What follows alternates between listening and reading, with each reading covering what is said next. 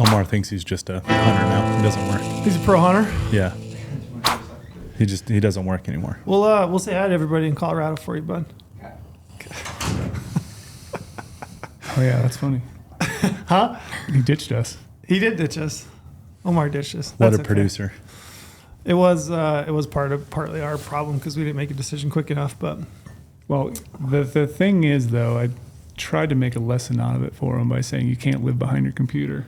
mm-hmm. Like you can literally scroll back your chair, turn over, say, "Hey Brady, are we going to Colorado rally at the Capitol for the Mountain Lion thing?" Yeah, but you wanna go?" forget he's 25. So if I know, you he didn't just text it or DM it, then it Yeah, didn't he really. lives on his Then it computer. doesn't stick. That doesn't stick. Yeah. Or he could pick up his phone, call Trail, be like, "Trail, are we going?" And You're he'd been asking like, a "Yes." 25-year-old to call someone.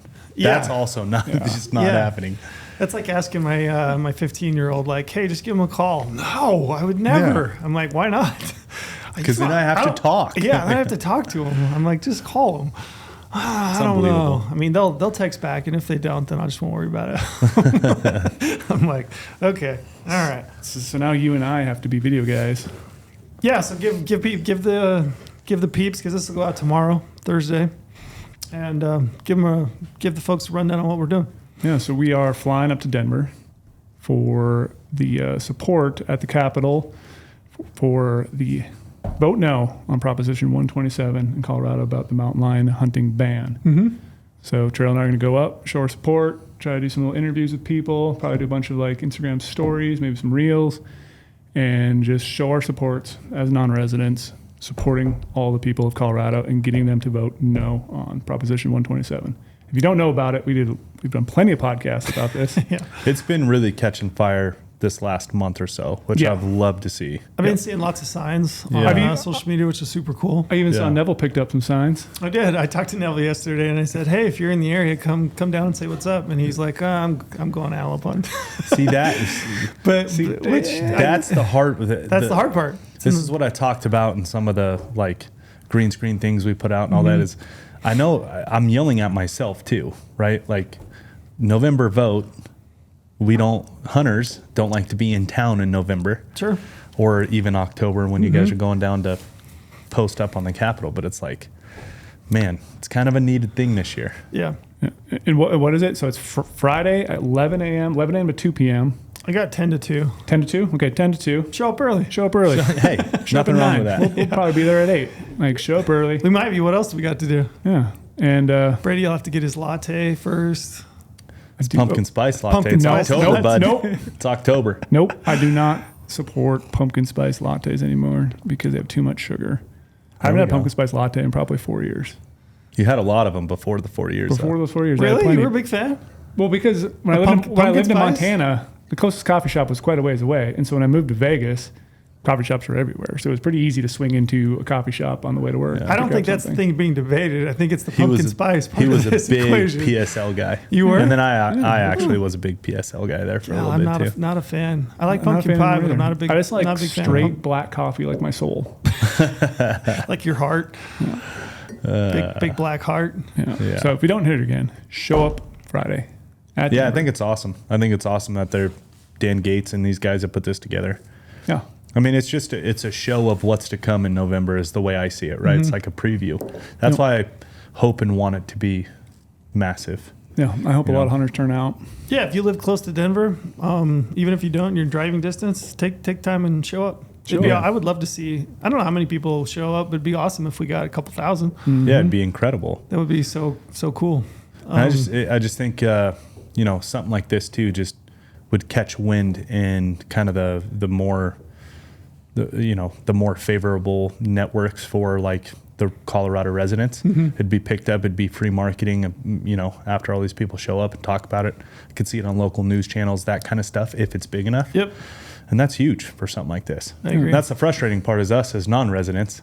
We can only do this part, right? They're the ones that actually have to show up and vote. So Even invite some of your non-hunting friends. If they Yes. are uneducated about this and want to show up and get educated, obviously you can influence them a little bit before they go there, but like show up, we can have conversations, talk about it, why this is bad for hunting in general, why it's bad for the state of Colorado, why it's bad for every single state in the United States, why it sets a precedence, very scary precedence for ballot box biology votes. Not good. Do you ever been to a rally? No. I haven't either. That'd be fun. I was driving down this morning and I was thinking about it and I was like, oh, how do I feel about it? Am I nervous at all? A little bit. Trill, you and I are like the same person. Like we don't go out and socialize in public. Yeah, not been to a rally. It's going to be your people, though. It will. Yeah. I wonder, do you think that there'll be any kind of... I guarantee you the opposition will probably show up too. Do you think so? Oh yeah. They know about this going on. Yeah. God, I hope not. They definitely be there as well. Maybe we should interview them. Get their thoughts. Yeah, we could. Have a little conversation. Yeah, I'm sure we'll get something really well-educated and I'm thoughtful. just super educated, thoughtful, facts. Yeah, 'cause I'm sure that's what you'll get. None of that's based in emotion, I'm sure. No, none. You think some people on the other side will come dressing up as mountain lions and show up? The furries? The furries? The furries will show up. I saw something the other day that somebody ran into some furries. Oh, it was a CRWM post. They had an individual that set up like a little booth, and I should I'll find it by the end of the podcast. But he basically said it was near a furry get together, and had a chance to talk to some of those guys about it. I had my first come across with a furry. You did? Yeah, Where at? here in Vegas. What do tell? It's kind of a sad story. Okay. Well, it just makes me feel sad. I mean, so I live out by a recreational mountain. It's within fairly close walking distance to my house. So on my rucking days, I'll just ruck from my house up this mountain and down. And I do it twice a week leading up to hunting season. It's just something I've done. And it's always been like, pretty normal. Well, and it would have been 4 days before I left for the New Mexico elk hunt. Me, Omar, and my brother-in-law Vince, that's what we do together on multiple days a week. Well, we start walking up and we hit like the base of the mountain. So we're off the paved road, hit the base of the mountain, and there's a family, a husband and wife, and they have a daughter. The daughter couldn't be more than 10 years old. I'm guessing more, probably like 8. And she's dressed like a cat with no shoes on. And she's a straight up furry. And the parents were like, you can't help but be nosy in that situation. I mean, she's on and it's a Vegas mountain, right? Like this isn't a grassy, nice little trail, right? It is a shitty, rocky desert mountain. And she's barefoot, and the parents are like, we were nosy, can't help it, but like paying attention to it. And the parents were like all about it, like treating her like a cat. I'm like, this is so fucking sad. Like, this is so sad. She's acting the full part? The full part. Cat ears on, cat suit, no shoes, like the whole thing. This person was getting ready for Halloween and wanted to test their I would hope, but it kind of like, I don't know, kind of like sucked the wind out of us for the rest of the ruck, and that's all we could think about or talk about. It's like, is that like... I don't know how much is that real life. Like, I don't know how much of this is actually a thing. I guess it must be. I would assume it's like LARPing. You know what I mean? Like in Cedar City, even at the park there, we have LARPers. I'll see them randomly on a Saturday. They'll be out there in full regalia. I'm all for the LARPers because they're dressed up getting after. Well, they know they're playing a game. They're in a fantasy land, and that's why they do it. Is they leave real life to go into a fantasy, and then they come back to real life. Sure. I'm all for that. Go for it. Like, dude, this. It's like you are an 8-year-old human. You aren't a cat, and you can't be out here barefoot and being treated like a cat. It was just really weird. Yeah. It was my first like true experience around a furry. I haven't met any furries. Brady, you? No. Just you. Yeah, just Brady. Furry animal. It was pretty wild. Brady, if you were a furry, what would you be? A mule deer. A mule deer. Speaking of that, I don't know if you guys get this reference. I was thinking Brady would be like a badger. A badger. Don't you think? I think Brady would be a good badger. So we just got He's a little angry, kind of rush you a little bit, give you a little stink eye. Actually, you're not far off. I think he's a badger. I don't know this reference. I need to get learned up on this, but we got a comment on our last podcast with Porter talking about Nevada mule deer. This comment is, do you guys ever watch Office Space? Yeah, for sure. So I've never watched it, so that's why I don't know what this comment is. But Brady is on the verge of turning into Milton from Office Space. Just replace the word stapler with mule deer. Is that a funny reference or a good reference? It's a hilarious reference. Okay, I gotta look that up. I just saw it right before we jumped on the podcast. You've really never seen Office Space? No. Okay, well, Milton is obsessed with his red stapler. You He's haven't obsessed with it. seen Office Space? It's a It's an absolute classic. It's a when do you think must-watch. that movie was made? 90s? It was a while ago. It's a must-watch, though. Had to be 90s, late Oh, yeah, 90s. 1999. Yeah, 99. It's It's a comedy slash dark comedy. and it holds up. It absolutely holds up. It's along the same thread, very different, but along the same thread of the Office show, where it's just parody about office life. Yeah. And dude, it's hilarious. You got to watch it. Milton is real standoffish, keeps to himself. I'm and looking he's at Milton right obsessed- now, the He's character. Yeah. obsessed with his red swing line stapler. Yeah. And Brady, you have to watch this. I've seen some of these clips now that I'm looking at it, like guy with a tie holding the coffee cup and like. They take Yeah. the And printer they're- out with a baseball bat. yeah, the printer, that's I've great. seen that clip. Okay, I've seen that too, But but, the I've Milton never watched thing it. is they are doing layoffs, but they're like trying to creatively lay off Milton because they were trying to fix the glitch in the system that he actually had been fired, but he had kept Kept getting getting paid. paid. So he would kept showing up to work, even though like on file he was already let go. So they were trying to fix the glitch, and how they messed with him was they took a stapler. And so he freaked out and lit the whole building on fire. Yeah, they keep moving him to like different offices. Different and offices closet. and took his stapler away. Ooh, looks like it's on Peacock, and I actually do have a Bro, Peacock it's a- subscription. I might have to watch it with a girlfriend tonight. It's It even is worth a renting. classic. That's a phenomenal movie. That's 7.6 out of 10 on the IMDb scale, That's one that's on 81% TV. Rotten You have to Tomatoes. watch it. It's a 10 out of 10. It's a 10. I don't believe the critics always suck. It's a 10 out of 10 comedy. Okay, so yeah. Speaking of mule deer, how was your weekend? Oof. I could feel the dread in that just simple answer. Are you feeling self-conscious now, though, that somebody labeled you as Milton? Milton Mule Deer? No, because I need to. Milton Mule Deer. Because I just love mule deer so much. Yeah. I like that comment. Yeah. That's good. I don't want to watch them. You were out hunting mule deer? Yeah, so that was my second mule deer tag of the year. I mean, I haven't talked about my first one either, but like, I'm kind of struggling a little bit this year on. There's a big difference between scouting giants and killing giants. Mm-hmm. And I've scouted giants, but trying to turn them up again has been a little challenging. And Brady called me up and he was like, I think I'm going to be an elk hunter. kind of did say that. It's like You it's, did it's just not. almost- I don't believe Not it. kind of. That's what you said. Yeah, it is so much easier. I'm going to be an elk hunter. It's like I will put money down. I think on it. he It's even legit agreed easier. with me. I was like, yeah, mule deer hunting's not fun. And he's like, yeah, it's really not that fun. It's very. There's no way he said That's this. what I he did. said. No, This I did. happened. I did. This is a real conversation. I'm like, there's sarcasm to that because like I'm just getting off multiple rough hunts. I'm trying to turn up an actual deer I want to shoot. I'm But just like, in shock that you even like would sarcastically say that. but He's here's coming the, around. Here's the funny thing though, man. Like I don't technically have 2 tags. I have 1 elk tag this year. I have a cow elk tag. My brother has one of the best tags in this state. Here's how that bad I'm it's going gotten. to. He has a deer tag, right? So he could be out hunting this coming Saturday. Yeah. But what are you going to go hunt instead? So I'm dropping my girlfriend off at the airport on Saturday morning. She's going to Taylor Swift concert. T Swift. Yeah, Good thing pretty to cool. bail Her on. first one. I'm very proud of you. So I'm dropping her off at the airport, leaving right from the airport, and I'm going out scouting for my U tag all day on Saturday. Sunday, my U hunt opens, and I'm going to try to kill with my open sight muzzleloader. That's cool. So I was out shooting my muzzleloader again today. Brady So could yeah, be I out. could be out. I just want to say Brady could be out. Could be out mule deer hunting. And he's you hunting. He's I'm you gonna go. hunting. I'm gonna go U hunt. Desert bighorn sheep. What Yeah. world are we living in right now? I know. So yeah, I just got back from 5-day season, and it was pretty rough. I mean, like, I saw a lot of deer. So deer numbers are there, but just the age class is not there in the place I'm hunting. And I've hunted this place quite a few times before, but it's just like the second. I mean, I texted you that photo the first day. I saw that big 3-point with the kicker, and everyone in this state would shoot that buck 100% of the time.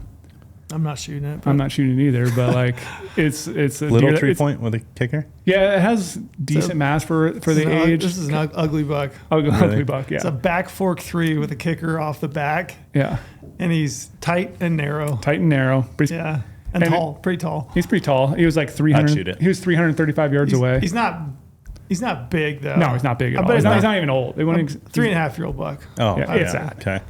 I'd say it's 3.5. So yeah, I saw that deer, and then the second day of the hunt, I actually turned up a really good buck, like high 70s, potentially maybe breaking 80.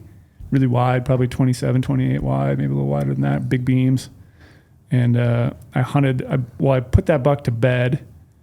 It was like 2,000 yards away. I had a glass, of course, into the sun in the morning, which sucks. And I'm trying to like look through my spotter, okay, is that the buck? Is it a small buck? He was running with 3 smaller bucks. Put him to bed in a bunch of oak brush. Ended up, using rangefinder tool, marked exactly where it's at, which is super sweet. Found a ridge above it where I could potentially shoot from. Use a line distance tool. I'm going maps from there to the buck. Like, yeah, I can shoot there. It's gonna be like 350 yard shot. Spent 2 hours hiking all the way over there. Get set up. I'm like, all right, it's now noon. I have all day to sit here in glass, chill. This buck's in this oak brush somewhere. They're bedded down in this thick ass oak brush. Did you take a nap? I did take a little nap. Uh-oh. That's when he got out. That's when he got up. I know. That's when it My whoop happens. said I slept for 45 minutes. I looked at it the other day. That's plenty of time. Plenty. So yeah, got all set up, and then evening, I'm like, he's got a show. Not a single deer showed up. And I'm like, did they bounce when I moved? Did they stay bedded the whole time? Because I actually did watch some other bucks in the evening because it's so hot out. It was like 83 degrees. Yeah, it's hot. And I actually watched some bucks that literally bedded all evening. I could class them in their bed, and this is a different day, but like the bucks never got out of their bed in the evening. So It got dark? It got dark. And they there was never no got deer. up. Well, I don't know this buck, but like the other The buck. other that I 3 didn't get up. No, I never saw any of those 4 deer, which is like, to me, it's like one of those 4 deer should have got up at least. That's why I think they bounced and went up and over a saddle before I got there or changed beds. But like I could see the whole mountain face. So it's not like I couldn't see them if they got up and moved while I was there. So either they moved before I got there, most likely. And unfortunately, then I spent the rest of the 4 days of the hunt, or 3 days of the hunt, trying to turn him up. Glassed every single canyon near there, moved back a little bit so I can get a bigger picture of the basin he was in. Looked all over the terrain everywhere. Kept seeing other dink bucks. Saw some other small bucks that were where he was originally in the morning, and I got really excited. I was like, oh, there's those small bucks. Big buck's got to be there. Started glassing it for a while. So I pulled up my phone, looked at the digiscope footage. And that's why digiscope footage is so important, because like he's running with 3 small bucks. I'm going to confirm if these are the same buck. But now there was 4 small bucks. See if that's the gang. And then I confirmed it was a different small buck group. Oh, gotcha. So yeah, never could turn him up. And there was some shots the morning after I first saw him in the not really general vicinity, but sounds like within mile of where I was. But don't know if anyone got a shot at him. Never saw those small bucks again either. Never saw the big buck. And like besides for him, the biggest buck I saw was like 120-inch deer. And it was pretty tough, not just turning up anything else to go after. So what do you think? What it's supposed to snow this weekend, by the way. Did you know that? Yeah. In Utah? Yeah. Really? Yeah. Well, it gets down into the low 60s as a high in Vegas, which Yeah, that's like January Yeah, weather they're calling for for us. some snow on Saturday, Perfect. I believe. About time. And I think the area where I'm going to take my kid and go. But it's supposed to be like a high of like 38, something like that. Dang. Perfect. It's supposed to be cold and some snow. Which I don't know how I feel about taking a 12-year-old in that, but we'll figure it out, I guess. I mean, figure it out. Bundle up. Time to get tough. Yeah, but I think the weather played a lot in it, because like I hunted on the state muzzleloader, could go back on the rifle. I still can go back on the next rifle because the tag I have, and like muzzleloader was 95 degrees when I was hunting, barely any deer movement. Evenings just sucked. On this recent hunt too, every time I would get to about noon or 1, the winds would pick up to 20 plus mile an hour. I recorded my Kestrel, it was 37 mile an hour. I took a little video again, like showing the wind. Like every single day, it was 20 to 37 mile an hour wind in the evening. Then right when that sun went down, and I'm still up on top, I'm not like I'm down in some canyon, the wind would just like die. And I'm like, now it's dead calm.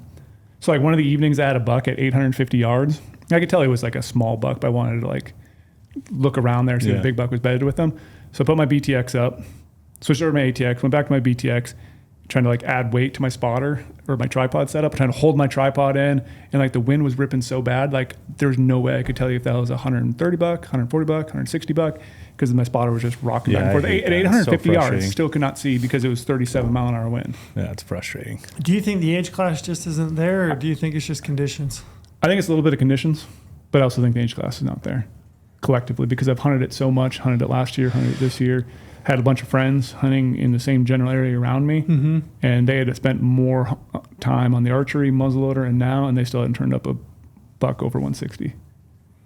Do you think it's because we talked last week when we had Porter here, it wasn't a great year. Those bucks would have been born. Do you think that plays into it? I think at that all? plays into it 100%. Are you seeing bucks that are older bucks that just don't have Nope, big antlers? I'm not even seeing old stunted genetics. So I'm that's not seeing an age class. Interesting. totally missing an age class. So Which is frustrating to go. Like we always say, like go into a unit, know what the trophy potential or expectation of a unit is. Like don't go to every unit expect you're going to shoot a 2-inch deer, which was 18, ridiculous. 19. Was that a tough winter? It was a drought, real 18, droughty. 19 was? Yeah. So when was the last? I'm trying to think of the last big snow. Was that 16, 17? 16, 17 was pretty gnarly as far as snow goes. Yeah. In parts, not so much southern. Are we saying Utah, southern Utah? But he said it earlier. Don't look at me. I didn't say it. What did I say? He said Utah. You said because I said it's supposed to snow, and then you said a region base. Oh. You're worse. So we're getting. I remember. I'm trying to remember when it was. It was 16, 17, or when it was. There was the winter of 2022, I believe, was bad. That's when we had all the snow Well, I'm trying in to Vegas. think like the 4, 5, 6 age class. Yeah. Like why? Because I remember. I'm trying to think of the winter, but I remember snowmobiling up there I think it was where I usually go. 17, 18 was And bad. the snow banks were taller than the snowmobile trailer. Like the enclosed snowmobile trailer, the snow banks were literally as tall as Yeah. that. Like the hood of the truck, if not taller. I don't think we've had bad winter kill. I think but that was I think 16. we had like 3 years in a row there where it was real droughty, Yeah. and the feed was pretty bad. Shitty. Yeah, pretty terrible. So like those fawns that would have been born that year, the spring moisture wasn't great. They just weren't healthy. Like fawns born that year just wouldn't have been that healthy. And we talked about it last week with Porter, but I just wondered if that played into it. I definitely think it's playing into it. Like, But there if you- should be there.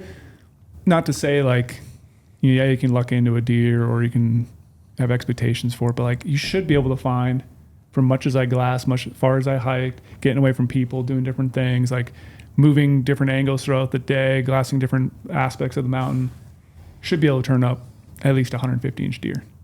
Not even seeing a 150-inch deer, it's pretty alarming. And not seeing anything older than that, not even seeing like a giant 2-point or a giant 3-point. That's the old regress buck. Yeah, old. Trail, not you seeing any think of that. you think drought would take out an age class like a winter would? I don't know that it would take out an age class, but I think that the deer that are born on that year, those bucks, will probably just never be Anything special? anything special because No. they just weren't born on a year where they were healthy. I just think that they wouldn't develop. Malnourished. That's why I their was wondering first- if he was seeing like older age class bucks that just didn't have big antlers. You know, if they were just like 150-inch 4-point. Yeah, they're just malnourished for their that's a first. 4-year-old buck. Yeah, Yeah. that just isn't reaching potential on what it could be if it was born on a year where it was wet. That's why I was just curious. So let me ask you, Brady, if you how do you feel then about the potential of like moving to? So I think the buck to doe ratio for generally speaking throughout those areas, it's like 18 to 21, somewhere in that neighborhood. How do you feel if they decide to move forward with a proposal that lowers that to like 15 to 17 Boo. in an effort to maybe potentially grow more deer I don't know if we need more deer. in that area? I don't think we need more deer. You saw plenty.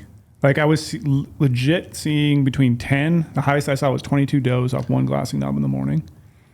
I was seeing legit 8 to 10 or 8 to 12 bucks a day. It's not So bad. it's already a pretty high ratio.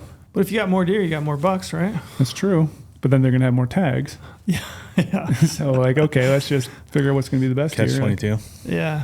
I don't know if, I don't think, Here's the thing. I don't think more tags is the answer right now in the West. I would be totally okay, and I'm probably gonna hate for it, if we cut more tags.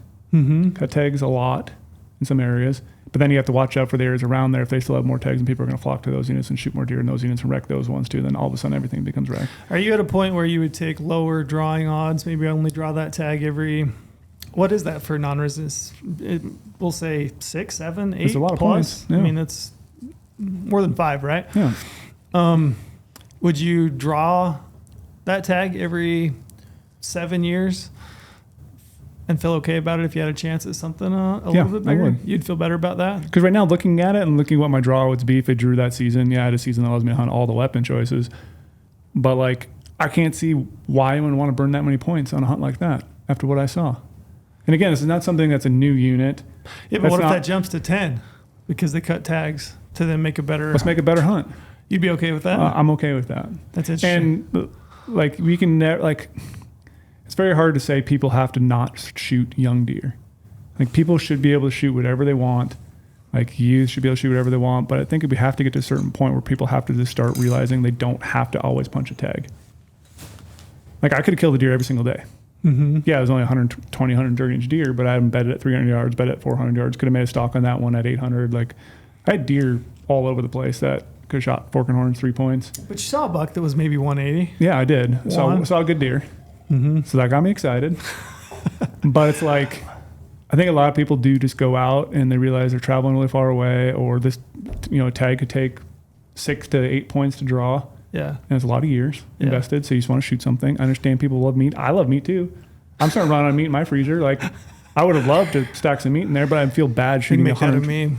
I feel bad shooting a 120 inch deer. Yeah. And then, like, the thing is weird too. Like, of all the bucks I saw, I think there's only 4 bucks that actually had 4 points on one side. So you want to throw in an antler restriction on top of that? Okay, no one's gonna be shooting anything because there's not any bucks with actual 4 points. It's because they're young bucks. Though, they're young right? bucks still, yeah. Yeah, but if you do If that, you do that, in but theory, I'm it only worked for a couple devil's years. advocate. We talked about it before. Maybe you retain all those bucks and then they're a year older and bigger. I don't know. It's interesting. I mean, we're giving out too many tags. And Older is more important than bigger, obviously. Yeah.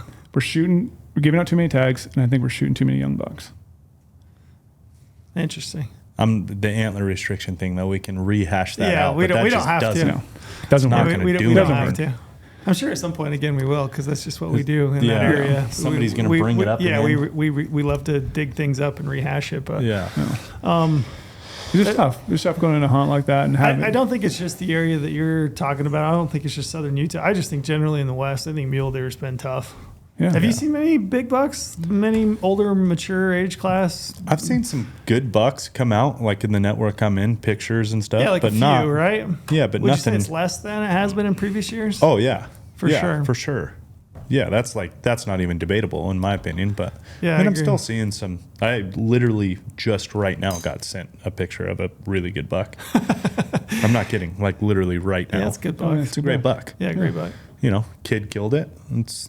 It's a stud of a deer. I But, just think generally speaking, where I'm from at least, just kind of the undercurrent is that people just aren't seeing many mature deer, and I haven't seen a lot of. Usually, I would say general season, there's a lot of not a lot, but quite a few, truly big deer that are killed on a general season unit, whether it's bow or muzzleloader. It doesn't seem to me like I've seen that many. You're not seeing any of the big mature deer. You're also not seeing any just good deer. I've seen some good deer. I just wouldn't say There's not as many as these. not as many as what it feels like there has been in years No, past. and then you look at the muzzleloader hunt I had earlier in the year in a different state. Like, I turned up an absolute toad, scouted him out, thought I had a good plan to it, show up, and literally couldn't find him at all. Tried multiple angles trying to look for him. And then still, the next biggest deer that was in the same spot where my giant wasn't with that buck early in the summer. He was like a 150-inch deer. those damn archery hunters messed it up for you. Yeah, Probably those elk Damn hunters archery did. hunters. Those elk hunters Oh, running around, right. probably like moving. That's what I meant. You're going to be That's one of us archery here pretty out. soon.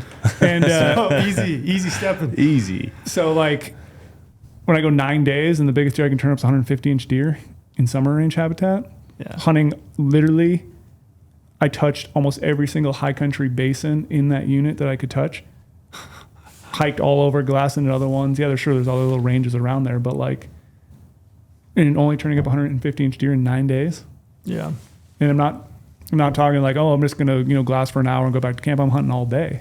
It'd be interesting to see what happens. Like if we do get a cold snap, and if we, it'd be interesting to kind of the telltale sign for me is always those second and third rifle seasons in Colorado, because they issue so many permits, and for a lot of years, which we're going to get to eventually in this podcast. I just thought it would be fun as we're moving into those rifle hunts to talk about some of the funny stories, just some, call it etiquette, call it ethics, call it whatever you want. But as I was thinking about kind of what to talk about, I was thinking of all the funny stories and just random ass experiences that have happened to me. So I thought we'd talk about that towards the end as we're moving into those rifle hunts. But kind of the telltale sign for me is always like Colorado, right? What happens at second and third rifle season? What does it look like? What are people's hunts? It's a good like? judge of kind of a good how mule deer is as a ruler. whole in a way, because it's I don't know, mule deer originated there. Yeah, I agree. Anybody going? Are you going? No. Nope. No second, no third rifle season. Nope. I don't know. I'm going No. going elk I wouldn't hunting. say if I did. You're going elk hunting. Yeah, which I'll be in the field during the same dates, but not with Yeah. the deer tag. As I was thinking about it, I was driving down today. Is there anybody in the office that has a second or third rifle season in Colorado tag? Not that I know of. Yeah. When do you guys remember that being the case? Yeah, exactly. Also a telltale sign. That was never the case. We were all going. Yeah. It hasn't been that long ago. Maybe 3-5 years, somewhere in that neighborhood. We were always trying to put the second or third rifle deer tag in our pocket. Yeah. Which is, it's kind of a bummer. It is a huge bummer. And it's not like we couldn't put a tag in our pocket. Yeah, either. you definitely could. There's options everywhere. We pick up could. low point units all the time. I'm becoming a very strict elk and whitetail guy. I still have yet to kill a whitetail, but mentally, elk and whitetail. Yes, I don't know. I'm just concerned a lot for mule deer in the West. Yeah. I said it before, said on a bunch of other podcasts. I am legit concerned. And I don't have all the answers. I don't know what's right and what's wrong. I'm not a biologist. I don't know, exactly what is best for the herd, how to manage it, but giving people opportunity, making it wait longer, because then no one's going to really be hunting, and then we're going to have, issues there too. But I don't know. What's the deal? I will tell you, so I've always been concerned, right? Because you just hear about it, whether you want to call it slight or medium concern. I don't know. It was on my mind, but not glaring on my mind. So Omar and I spent 14 total days with scouting into our elk season. It's a 10-day elk hunt. We spent 13 and a half total days in the backcountry, and it's one of the weirdest places I've ever been around elk. I mean, it is legitimately above timberline. We never never one time were we less than 12,300 feet. Not one time. That was the line where the elk were. It felt like I was hunting August mule deer in high country Colorado. That's what it looked like. We were trying to bed elk and go after them in their beds. Now, obviously, with 30 cows makes it pretty tough. Anyway, small patches of timber and stuff above timberline, or they would hit the very first patch of timber at 12,000. Yeah, and then they would feed up from there, and just in these massive, sheep mule deer country. That's what it looked like, high country mule deer. Anyways, we did not see in 14 days a single deer in that. This is backcountry, wilderness, 12,000 feet, cold weather, warm weather, and name all the weather. And you're still glassing for bulls at this point, so you have optics. All we did was glass. So you could potentially literally see deer. all it's not we like did. You're in the timber, can't see it. It was the weirdest archery elk hunt I've ever been on. I didn't like it. It's not for me. I'd rather be in thick timber and calling, and I'd rather play that game with elk in the rut. I mean, it was cool to watch them, watch them rut. You get to see them do elk things, which you don't necessarily get to see in the timber. That was cool, but hunting them wasn't for me. It felt like a early season, August, early September type of super high country mule deer hunt where you try to bed them and go in. But obviously, a bachelor group of 4 deer is a lot easier than a bull with 30 cows when you're trying to sneak in a bed. Anyways, that entire hunt, none of us saw a single deer, and we were in the primest habitat you could possibly imagine. Coming home from that hunt, all we've been talking about is damn, is it really that bad? We didn't even see a doe. 14 days at 12,000 feet. And you look at all the the connections of friends we have who are guides in the state of where we live now in Nevada, and hearing them talk about the units that they're trying to tell their clients, you should probably turn your tag back in. Yeah. It's not going to be what you want, or you have to drop your expectations a lot. We're going to struggle to find one deer to go after. And it's not going to be a giant that you normally would be. You're not seeing any deer. It's just crazy. We saw a dozen bighorn sheep. One of them was actually a really good ram, very good ram. We saw a dozen bighorns and no deer. It was the weirdest thing ever. Yeah, that is weird. Cal, I don't know. That's interesting. It'll be interesting to see how, because historically, I mean, if you're talking mule deer, you're talking, Wyoming, we kind of already know what's going on in Wyoming. It's been interesting to look. If you look at the points report, the draw odds report that the state published, we haven't had ours updated as of yet. It should be coming here pretty quick. But when you look at the draw odds for mule deer in Wyoming, it's pretty reflective of what people's expectations are for those hunts. They've come down quite a lot, which is interesting. But I would say, generally speaking, you're talking mule deer, you're thinking Utah. Utah's a great mule deer state, or has been historically. And then, Colorado, same thing. I'm talking second and third rifle season. It'll be really interesting to see what those historical hunts look like. Yeah, how they shake out. And even if let's say I killed that big giant buck I was going after this last weekend, I would still have concerns about deer. And I would still not be like, oh, that was a phenomenal hunt. Can't wait to go back. Deer numbers are awesome. I would still be very concerned. Deer numbers are decent, though. They're decent. That, right? Yeah, they're definitely decent. $8 to $10, $8 to $12 you a day. See some more maturity on more maturity. Yeah, but I was still. I'm not just complaining because I didn't kill. Because I've had people try to roast me about that. What do you think? Is he complaining because he didn't kill? I could have killed every day. I know. I'm just saying. The internet is a gruesome place. Like I did some reports back in the day about analyzing different data, and like the harvest success was so lower in the state, and people are like, "Oh, you're bitching just because you didn't kill in that state." Like, and I'm like, no, there's reasons to it. Now you look at it, like harvest success has constantly gone down. Draw odds have gotten better in some cases because less people are applying. Like there's things going on. Yeah. So it's still the same thing. Even if I killed on both my hunts, I'd still be very concerned for mule deer. Yeah. I get it. It'll be interesting to see how it shakes out, though. We'll have to see. Yeah. I was just concerned not seeing any deer. Yeah, that is strange. And by the way, too, we went, it's so steep and so deep. We went into where you actually hunt these elk. We packed in on horses. Never saw any deer even coming up on horses, glassing, nothing. Like I'm talking from the bottom to the top, 14 days at the top, not a single deer. Mm-hmm. And the problem and then is out the other side. Yeah. It's like, the problem is sometimes too, is I brought this up before when I ran into a game warden at a check station in a state. And I was like, hey, like, have you heard of anything else like deer numbers? Like anyone else seeing deer? What's going on? Like we're not seeing any sort of the deer numbers in age class that we normally do. He's like, oh, I hear that from all the time from you guys this year.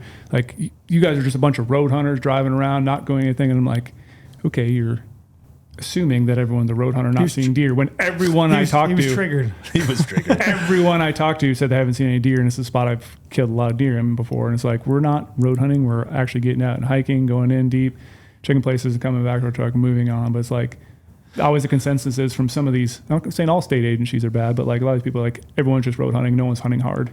And there is deer to be had. I actually think people are hunting harder than they've ever hunted. You have to try to back turn up in the anything. day, like even like you were talking 5-6 years ago, all of us had tags in Colorado. You also 5-6 years ago could like truly get away from people. There's no getting away from people anymore. Like even where Omar and I were on this elk hunt, we still ran into people. It's like pretty incredible. Yeah. Like I think people are hunting harder and more days than they ever have before. Just it literally seems like you can't get away now. Yeah, because I think you just have to do that because before there was, okay, you can hunt closer road, probably find success, middle distance, far distance, they all kind of had deer. Now there's just not anywhere in between there. So now guys have to go further and further to see if there is any. Some people are still hunting close. There's like, you have to grind it out. You have to hunt harder. Hunt all day. I'm talking elk for this elk hunt in New Mexico, which there's definitely some easier places to hunt elk where we were, right? But Omar and I, right, our choice is you only get so many opportunities to go in the backcountry. So it's like, let's hunt the wilderness of this unit. We definitely could have hunted like low country off the highway. Actually, I made friends with a guy out there. He's an outfitter out there. Made good friends with him back in August. Him and I just crossed paths. He's sending me, they killed the bull on, all of his clients killed less than 1,000 yards from a road. So like there's easier places, right? That's my point with that. But even us back where we were still running into people. We saw people on every ridge. It's like people hunt way harder than they used to. Yeah. Which is awesome to see. Like if somebody's back there with me, like good dude, good for you. Yeah, they're my we're best friend. both back here just sucking it up, getting pounded by weather. Like, hey, you're in it with us, you know? Yeah. But back in the day, man, you really could put a plan together where it's like, okay, we're going here because no one will be there. Now it's you're going to see someone. For sure. What do I you don't have anything. I mean, I could just keep ranting on about this for a long time. It's just like just stuff I've been thinking about a lot. I mean, Is this what you meditate on at night? kind of is. Yeah. You think you do everything right, and it's like still at the end of the day, like a mule deer can trick everyone, and like, but I feel like I've just been it's different out there nowadays. Put it that way. Different. It is. It is different. It's a little sad. I mean, I don't know. It'd be interesting to see. It's like I said, I'm not trying to say that like it's completely down and out at this point because No, there's still a lot of good opportunities. There's still a lot of deer to be killed. I am interested, like I said, to see kind of what the latter half of the year, because to me is mostly a bow hunter. I get out ahead of myself a little bit. I forget the fact that there's still a lot of hunting to be done. Oh, there's a ton. You got the end of October, you've got all of November, which is kind of prime time for mule deer. So it'll be interesting to see what it's pulls October out 16th today. The majority of hunts are from yesterday to into November. That's majority of hunts. And just to put a stamp on it, Trail, mule deer will and always are the coolest, best animal in the world. So, are they the most fun to hunt? Sometimes they're not, but that's the challenge that I like. They're not, because if you're an elk hunter, killing a raghorn, everyone will celebrate you to the end of time. If you go and kill a young mule deer, you will get ridiculed. Here we That's go. why I shot a raghorn. Here we go. Actually, it is a true statement. It's 100% true. Here's the thing, and this elk hunt we were on, which I just earlier talked about, not for me, was not my style of elk hunting. I didn't enjoy it. It's like not what I wanted. I feel very unfulfilled from that experience. I've never hunted there before. I didn't know what technically it was going to be like. I don't want to do it again. Was it still fun? Hell yeah, it was still fun. I was still watching elk, bugling, watching them rut. It's pretty damn fun. It's like it wasn't a complete waste of time. But that's why elk are better. It's a hunt that I don't ever want to do again. It wasn't for me. I feel very unfulfilled. We need that on a t-shirt. It was definitely fun. Pretty damn fun. Pretty damn fun. Yeah. It was still fun. Write that down. But you know what I mean? You write that one down. You could go out on a hunt where it's any legal bull. Doesn't matter if you shoot a spike or what. You shoot a spike, people are like, hell yeah, congrats. You shoot a raghorn, hell yeah, congrats. You shoot a big bull, hell yeah, congrats. If you go out there on a general season deer hunt and you shoot a fork and horn, you're getting ridiculed. I know guys. Yeah, because I've seen comments on the internet, people roasting people for shooting fork and horns. Because elk, it tastes better.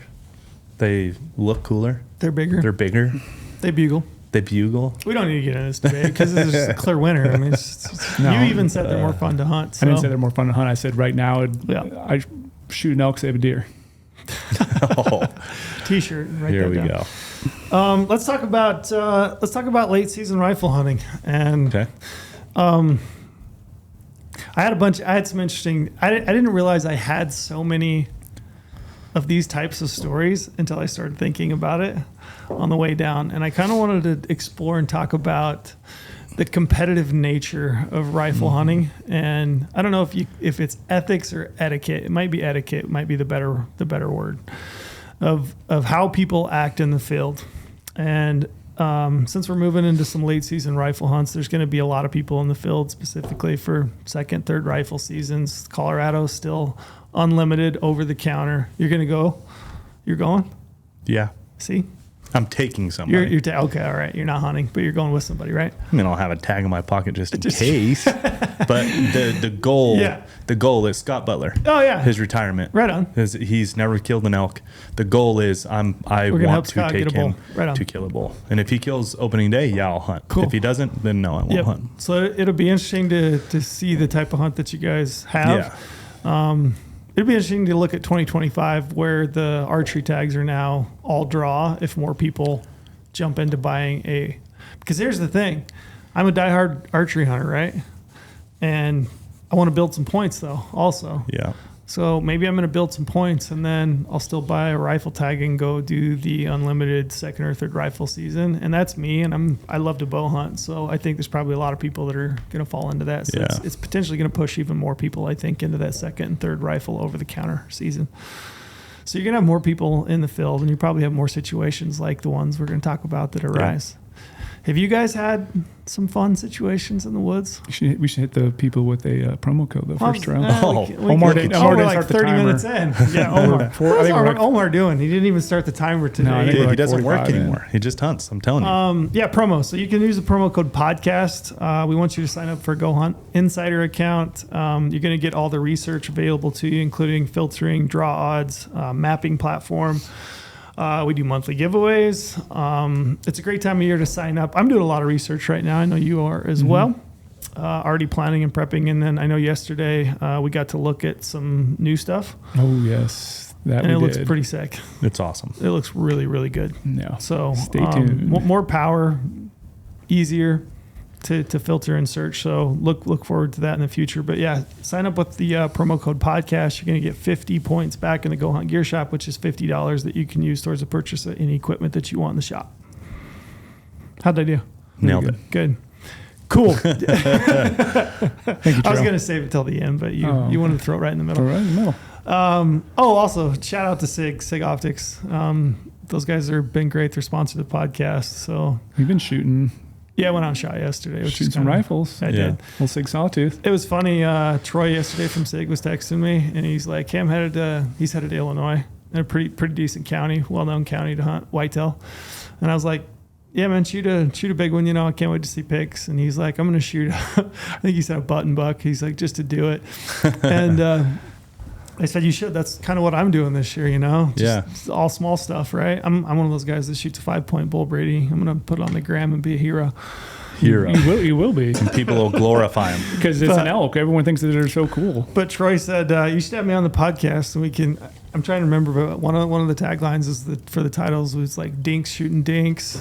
Was one of them we came up with. But shout out to Sig and Sig Optics for being a sponsor of the podcast. And I was shooting yesterday. I took the Sig cross. How'd you shoot?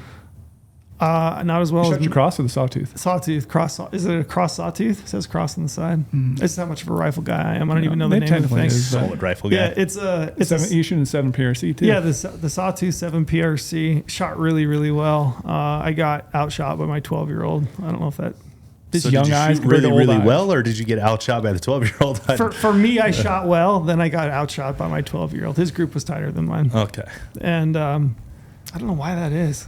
I'm going to blame it on my eyes. I just can't see Blame it that on well your eyes. anymore. Age, Yeah. right? But I love shooting that gun. Nice gun, for real. And you're telling me it's yeah. grouping good, Group's really good. Yeah, I'm going to go rifle hunting this next weekend. building a Look at you. ballistic chart even. You're showing me your stuff earlier. I did. You're What? getting all in. Yeah, don't out me. You too, right? I'm like in a twilight zone. I got Brady talking about Yeah, Brady, what are you doing to me? elk hunting. I got you talking about rifle hunting. I'm in a twilight. Have I been gone for You that went long? away and we switched. Have I been gone for that long? The We switched biggest thing. personalities. We're like in what's that? The Disney movie? Something going in the 30? Something about 30? Where the mom and the Yeah, daughter mom and switch? the daughter Yeah, switch. what is that I one? can't remember. I'm embarrassed a little bit that I know that, but 13 going on shit, 30. I know about it too. Yeah. But the real it's with what's her name? Lindsay Lohan. Yes, Lindsay Lohan. See, funny You got thing it. is, because I got in the office, Trail was sitting here in the podcast room. I was like, Trail, I just got back from the range sale shooting my muzzleloader. He's like, I knew I should have brought my rifle down because he's staying here overnight. And he was actually really upset that he did not bring his rifle down. And the guy usually always, does have his bow here today. thought I'd did been bring gone my for bow. like a couple He of brought weeks. his- Apparently, this is like years of time Yeah, that I've been I gone. know. We Yeah. completely switched. Wow. I do need some help, though, with the rifle. We're going to get you down. there. Maybe next time. Let's talk some hunting etiquette for late season rifle stuff. One of the stories that I was thinking about was the very first buck I ever shot. Now, this has been a lot of years ago, but we were working a ridge, my dad and I, and we jumped a buck. The buck took off, kind of stopped for just enough for a shot. It's probably a 130-yard shot. I pulled up, shot, and didn't see the buck go down. Sounded like an impact, but we didn't know for sure. It went down the drainage around the bend, and we heard a bunch of people open up on it and shoot it. So I wanted to pose the question to you guys. You're out rifle hunting. We'll say your second or third rifle elk season. Somebody else shoots at an elk. How do you feel about it? What do you do? Someone shoots your elk? Somebody shoots at an elk. You're looking at an elk. Oh, Somebody else, you're both within range. Somebody else shoots at that animal. You can't tell if it's hit or not. Obviously, if it's hit, I think it's pretty clear, right? You're leaving. That one's up to them. it's not very clear. I don't want to bring it up, mention the guy, but remember the incident last year in Utah? Yeah, bring it up. You can bring it up. That was pretty interesting. I mean, it's out there. It's not like Yeah, we're so, breaking news. Yeah, I mean, talk, it's out talk, there. talk Yeah, about it bring actually, up. because I think it's a good story. It's a good recount. Yeah. Someone basically supposedly shot a deer. Someone else shot at the deer. Someone claimed he hit it, might not have hit it. Started yelling at the other people a little bit, I believe, allegedly. And they had like a big argument over whose deer it was. Guy took the deer, took it from this girl, The way I remember it is that they had shot at the buck.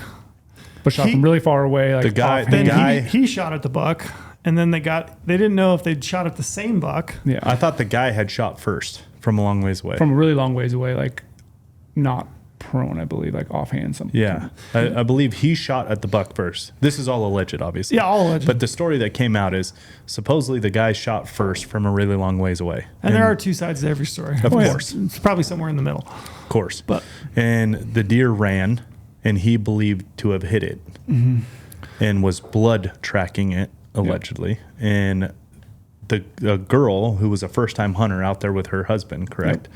She ended up lethally shooting the deer. And he says he had tracked it to where they were, and now they're both standing over a dead deer that he believed to have shot first.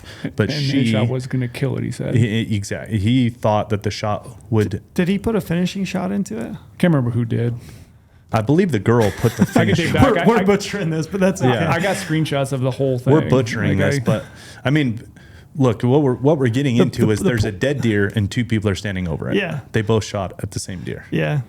So if you go back to my situation, we trailed that deer around the end of the ridge, and some guys had shot it and killed it, and we're in the process of like starting to take care of it. We looked for a bullet hole, and I had hit the buck. I hit it back like liver, but it didn't immediately die. But I guess the question is what do you do in that situation? Yeah. So that, in my opinion, this is like the most gray area of it all. Like of all ethics out there with rifle hunting, this is like the most gray area. Because one, you don't want a wounded animal, right? No one wants a wounded animal. Sure. So if you do see a wounded animal, I mean, not only it's your instinct to kill it, right? Like to put a lethal shot into it and drop it. Then it gets into the legalities of like, right, whose it is, which I believe the common etiquette in the hunting world is whoever lethally shoots it, it's theirs, right? Yeah, I think now, however, a liver shot is lethal. The buck's not going to live; he's just going to live for a couple hours. So, like, that's why I say it's the most gray area. Yeah, this is the trickiest one, in my opinion. Yeah. Brady's trying to find the story. I found it. Yeah. And every situation's different too, right? So, like, I don't know. That's a tough one. Did we kind of got to read the room in that one, I guess? I think it's an interesting question because it's like, what do you do if somebody, if you're, so like, let's say that you're on a ridge and, you know, you're kind of spaced out a couple 100 yards or something, and, you know, you see a buck. If another party shoots at that buck and you can't tell if it is hit or not, is it ethical or is it good etiquette to then shoot that buck if it's in range and it's still on its feet? In my opinion, personally, I have a hard time with that one. I don't know that I would.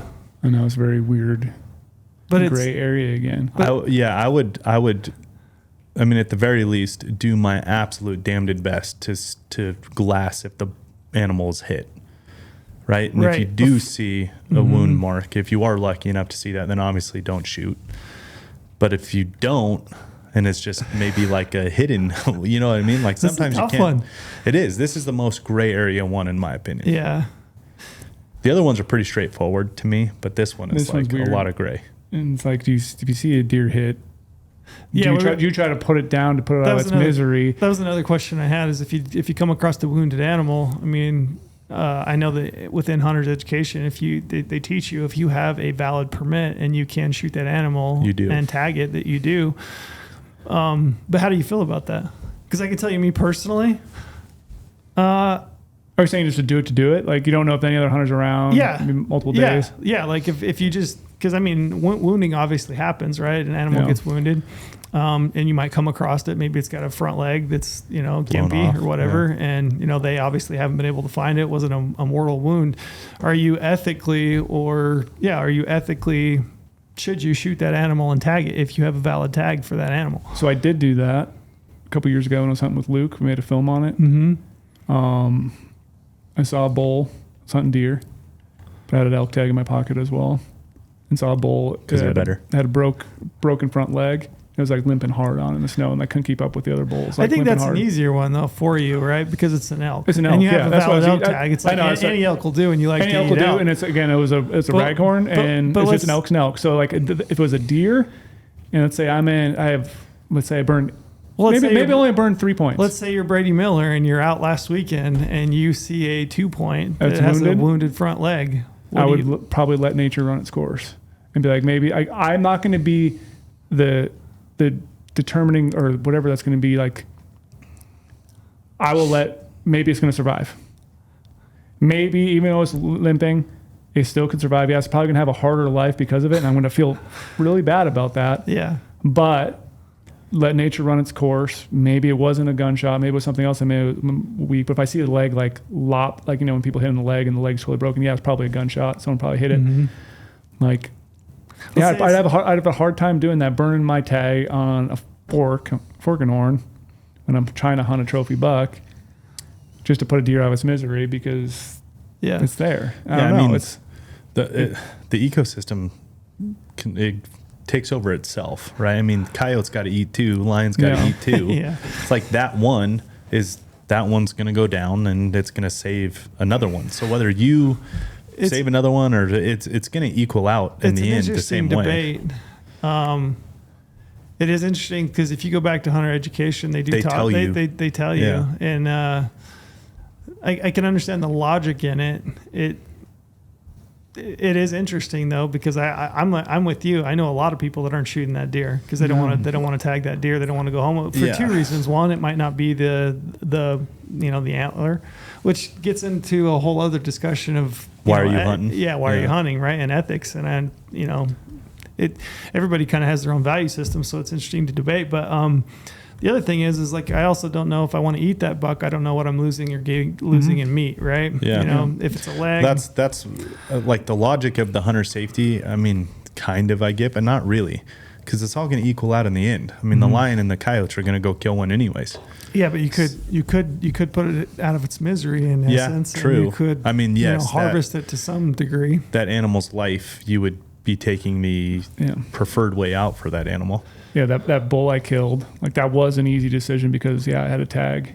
I could go kill it, and it's also wounded. So I did talk about that in the film. Like, it's wounded. I'm gonna go just shoot it. No other hunters are around. No one else would shot at that. Mm-hmm. But the leg was all nasty, like greened over, and I did have to cut a ton of meat around there and not take it out because it was bad. So I did lose more meat because of that wound in the front shoulder that I already had from someone else shooting it, like weeks prior. So I lost more meat. So if I want meat, is that the right decision then too? Because you're going to lose more meat. That's a tough one. It's the most gray area one for sure. That's a gray one. Both of those are gray. Yeah. I was just curious on your guys' opinion. I wouldn't. Yeah, and I think it's probably situational. Yeah, a little bit more situational. Yeah, every one of these is situational. If it's the last day, sure, last hour. And I can tell this deer totally looking horrible and it's probably not going to make it through the winter. All right. Easier decision.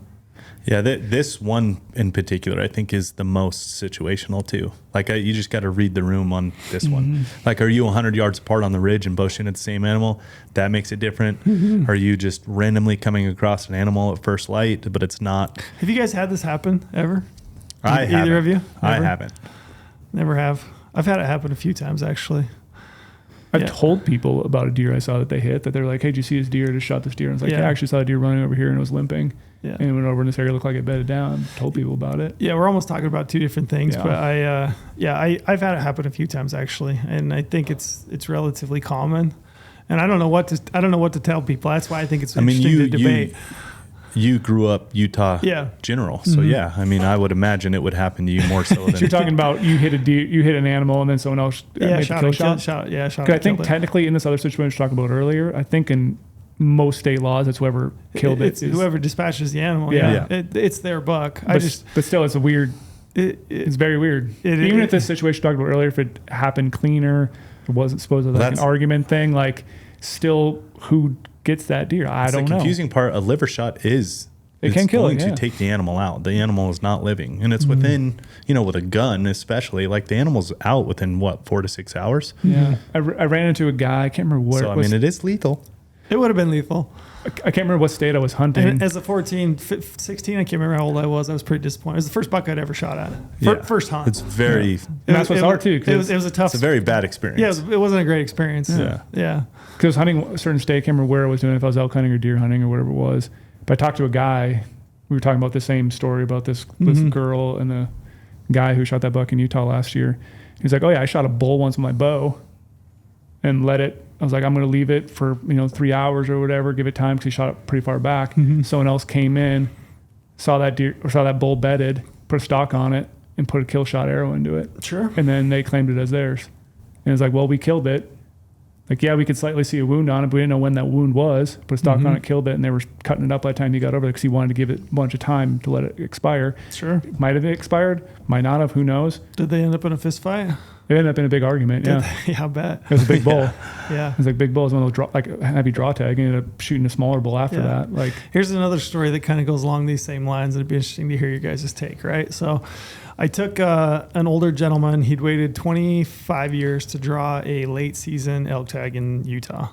And I'd been tipped off to an area where there was a bull that was pushing cows. Thought it was a good bull. So we went in the morning.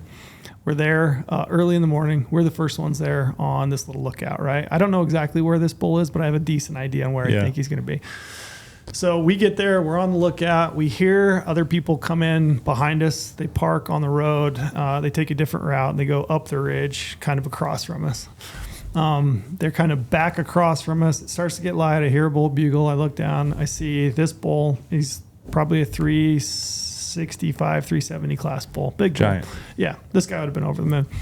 So I see the bull. I know that these other guys also see the bull because they're looking at it as well. They're kind of further back. We're a little bit closer, but almost just different angles, right? So I can see the direction the bull's moving.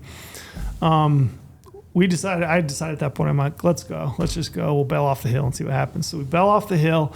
We kind of work in underneath these guys. And as I'm working in underneath them, I'm looking up at them. I'm glassing at them. And I'm kind of giving them the, arms up. Like, what do you do? Yeah. I don't really get any reaction at all. So I'm just like, let's go. We'll just keep going. So we keep going. We get to 210 yards. I can see these cows filtering through the trees. And they're coming through. And I got this guy on the gun. And I'm like, okay, that bull's going to, he's going to follow those cows. He's going to be the last elk in the herd, right? So I'm watching. And then all of a sudden, boom, and I can hear the bullet going over the top of us. These guys are shooting over the top of us. And I turn around, I range them. They are 890 yards from me. So add 210 yards to that. So they're 1,000 yards, right? Which we can get into that later if you want to talk distance. I don't really have any. I don't care. It is what it is, right? It's up to your personal choice. There are people that can shoot 1,000 yards with a gun accurately. No problem at all.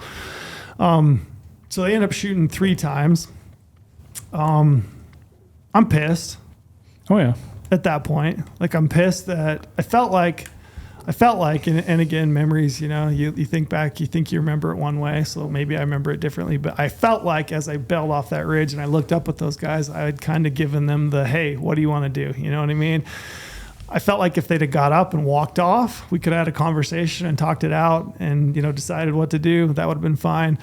But I was pissed to the point where after the 3rd shot, I was like, I'm going to go over there and find blood, or I'm going to find a bull, which is probably not the right thing to do. But I'm like, I'm going to go over there and I want to know if he hit it, right?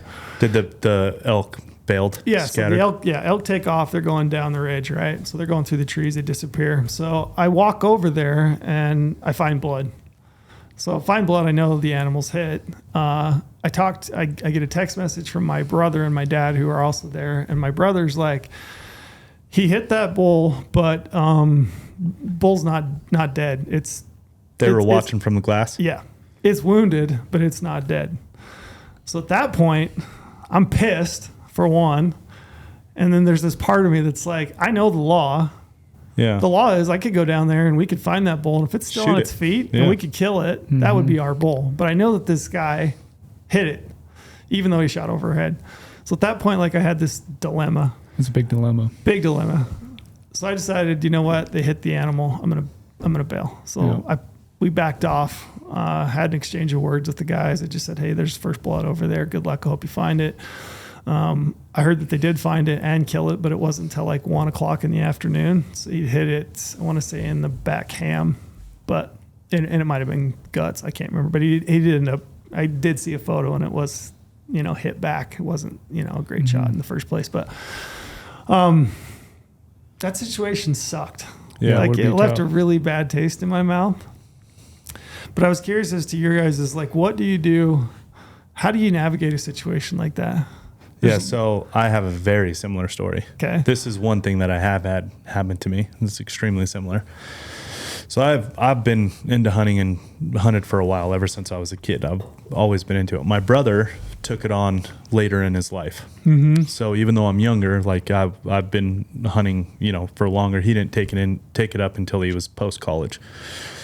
Back then, these bigger, the better Nevada tags were pretty not easy to draw, but a lot easier than they are today. And he had drawn a really good rifle tag in a unit that I had hunted quite a few times already. And so I'm taking him hunting, and it's pre-rut. It ended at the time, that tag ended November 5th. So like you had the 1st through the 5th, which was it was pre-rut. It wasn't anything crazy, but it was pre-rut for sure. So, the point being with that is the hunting style was covering a lot of country, checking does, finding new bucks every day, the whole thing. Well, there's a pretty known spring that's you can drive the Cherry Stem Road and glass it from the Cherry Stem Road and see what's on it, right? Nevada, desert, water's life to everything, right? So like there's always deer on springs, especially does, and new bucks will show up. Well, we were hunting the 1st through the 5th, and we pulled up, and there's a really nice buck on there. It's not anything crazy, but just a really nice buck. And it's the age old saying, don't pass anything the first day that you shoot the last day kind of a thing. But, it was a cool, wide 4-point, straight 4-point. And we decided to not shoot it that day. Well, we're driving around the rest of the time hunting. Anyways, long story short, we are going back to our camp, and a new camp had pulled up, which was a big 5th wheel and everything, and they actually stopped us and we started talking. They were also locals, but they were from up north, local Nevadans. They were also from up north. We talked to them, actually really good guys, had a really nice conversation, talked to them about, I'd hunted in here quite a few times. I even, to a certain extent, shared some other places with them. We shot a big buck in here 5 years ago, did this, whatever. Really good dudes.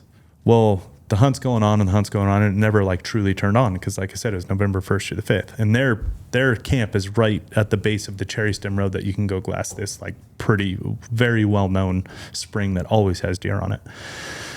And this is like second to last day. We come out past their camp again. We're talking. They're like, "Hey, did you guys see the buck on so and so spring?" Yeah, we actually saw him the first day. Our thought was, we'll just kind of see what we see and keep hunting. Like, yeah, that's kind of what we thought too. There's still a whole nother day left and everything. I'm like, yeah, we might go in there tomorrow morning. That's probably the first spot we'll go tomorrow morning. And, hopefully there's a new buck in there. If not, we'll probably shoot that one. Yeah. Okay, cool. So next morning we go in up Cherry Stem Road, we glass. It's that buck with the same does, no new buck. And my brother Blake is like, yeah, I want to kill it. And it's probably, if I had to guess, probably 800 yards from where the truck stops to where the spring is. So we get out and we start hiking in and going. Well, next thing I know, there's another car that pulls up on the road. It's kind of on a high point. That's why you can glass down into the spring. So I can see it, the windshield glaring in the sun, the whole deal. And it's them. They had a side-by-side. And I'm like, that's weird. Like, we told them this is where we're coming into, So I'm working my brother in, and we get to like 300 yards or so. Like as the spring's kind of down in a depression, so we're trying to get to where we can get a shot. We get to like 300 yards, perfect shot, everything, or perfect setup. Blake's getting set up. He's like eye in the scope. Next thing we know, we start hearing shots, and those guys from the truck had laid down right next to the truck and started shooting. And they actually did hit the buck and tip it over, and we watched the whole thing. But how I managed that is I just fucking drove out and never talked to him again. I'm like, dude, I thought we were cool. Like I was sharing information with you guys. Yeah. I was doing all, like I had told you guys about some other burn spots and this and that. And I thought everything was good. Yeah. But lesson learned, right? I told them our plan that we were probably going to go kill it the last morning. Yep. And they followed suit. They hadn't seen a buck bigger. So they just started shooting from the road because we were already in there. Yeah. So it was, I literally pulled out, drove right past. I literally didn't even look at him. Yeah. From our truck, I just drove right past him, didn't wave to him, nothing. The thing I've often wondered about those types of situations, and I've wondered this since this happened to me, I'd be curious as to your opinion, but how do they feel about that animal after the fact? I hope lesser than. That's what I wonder. Yeah. Would you feel good about that? My hope is lesser, but some people. I don't know if I would feel great about it. I don't know if I think I would always look at that and feel a little bit of a twinge in my gut. Yeah. Which I guess that's the lesson, right? Is if you feel that twinge and you look at it, you're like, is this animal going to mean as much to me if I kill it in this way? Yeah. Maybe let that be your guide, I guess. You never had that happen? Brady hunts too far away from other people, I guess, to ever have other people. I don't really have a lot of people. He's never had these general desert tags. Yeah. I had another really fun one. This is just fun trail story time. I had a fun one in Colorado. I don't know if I told you guys this about the guy that took a shit in the road. Did you? No. I haven't. Why would you take a shit in the road, first of all? So Yeah, why the road? I had a second. It's actually a very good question, Brady.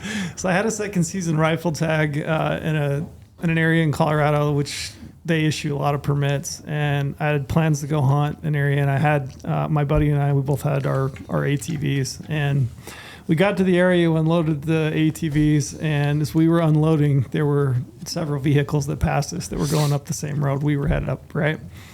And I thought, well, that's a bummer. We'll just have to figure it out when we get up there, because that's just kind of the nature of the beast, right? In those late season rifle hunts, it's just like there's people driving roads and going different places, and it's kind of a madhouse at times. But I thought, oh, well, we'll just let them go up the road. We'll follow suit. We'll find our own little patch of timber and just kind of work it and see what we can class up. And so we started up the road. We get up the road, and as we're coming around the bend, we can see that the canyon is just lined with vehicles. I mean, it's just backed up. And we're like, what the hell is going on, right? So pretty soon. How many vehicles? Like 6. Oh, like quite a few. Yeah. Okay. Yeah, like 6. I would say. So there's like a side-by-side. There's a couple trucks, another ATV. Anyway, so we can hear people yelling, and it's dark. It's probably an hour, I would say, before light, like shooting light.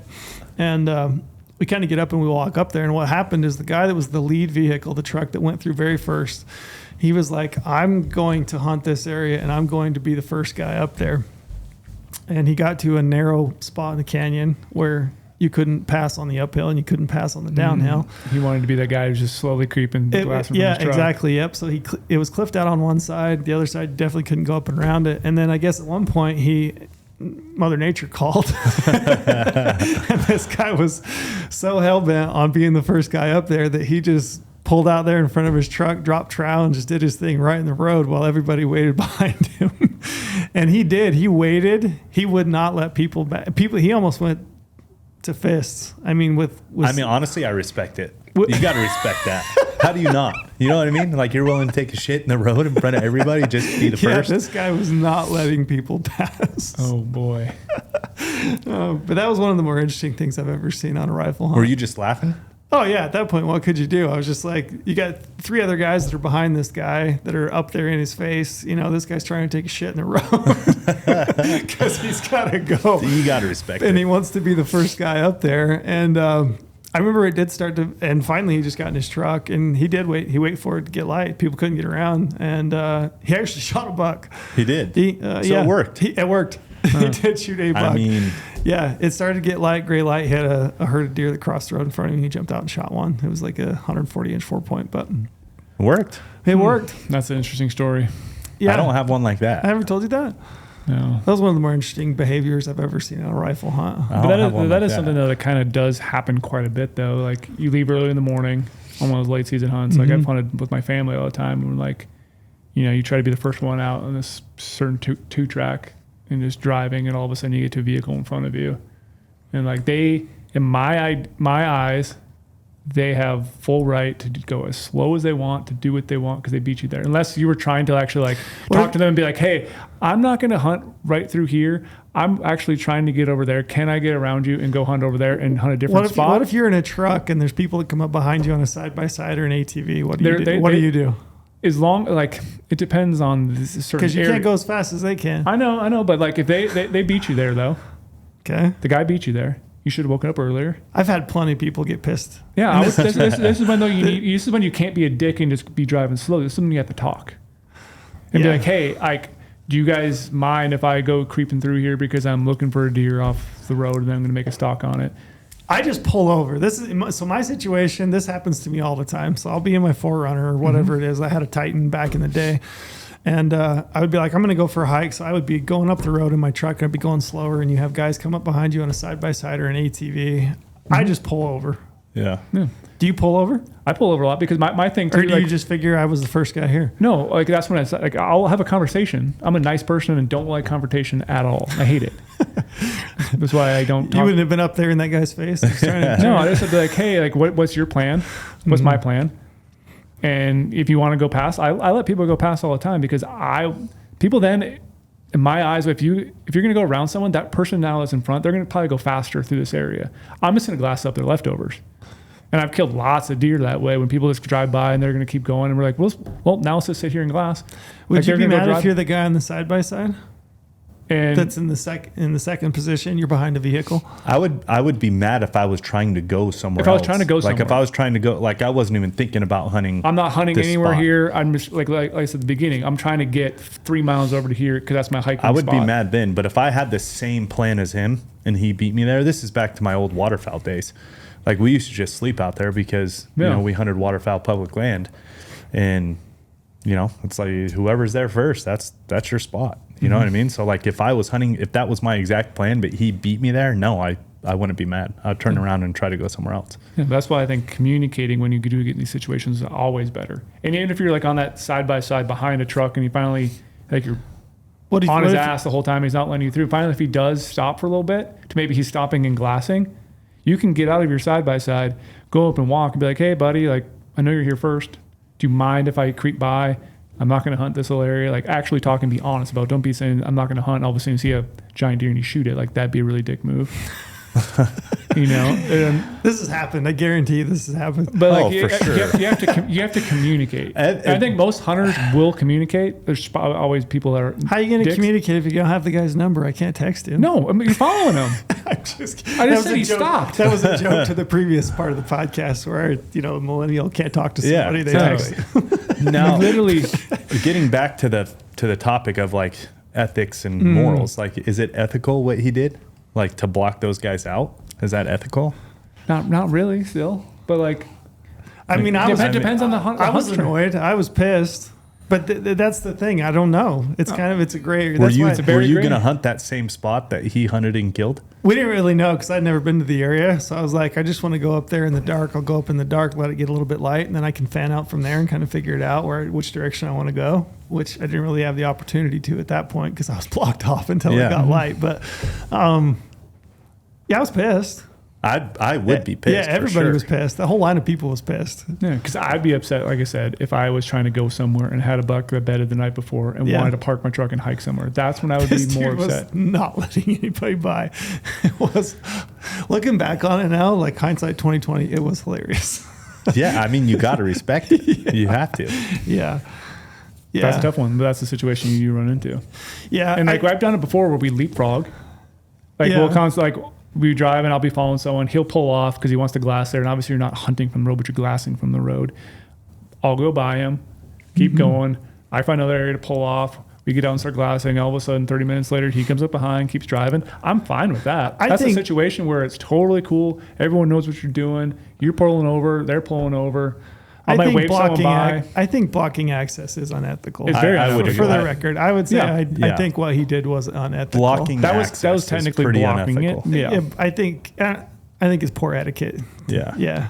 But interesting. The one with the leapfrog, I agree. That one always gets a little weird. I've pulled over for people that are on, ATVs behind me, even though I was the first one down the road, rolled down my window to like have a conversation. They blow right past go right by. They are hauling ass. Yeah. Like, that makes me mad when people do that. Yeah. And that sucks. That's why I always like to stop and talk. I would say don't be that guy. Maybe next time I should get out of my truck, huh?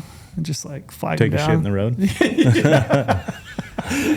You know me, if I'm hunting, I'm not doing that. Not doing that. Yeah, but people who try to purposely block a road, that's weird. Unethical. Like if you were blocking the road, then you like got out and went hunting. That's also very, very not cool.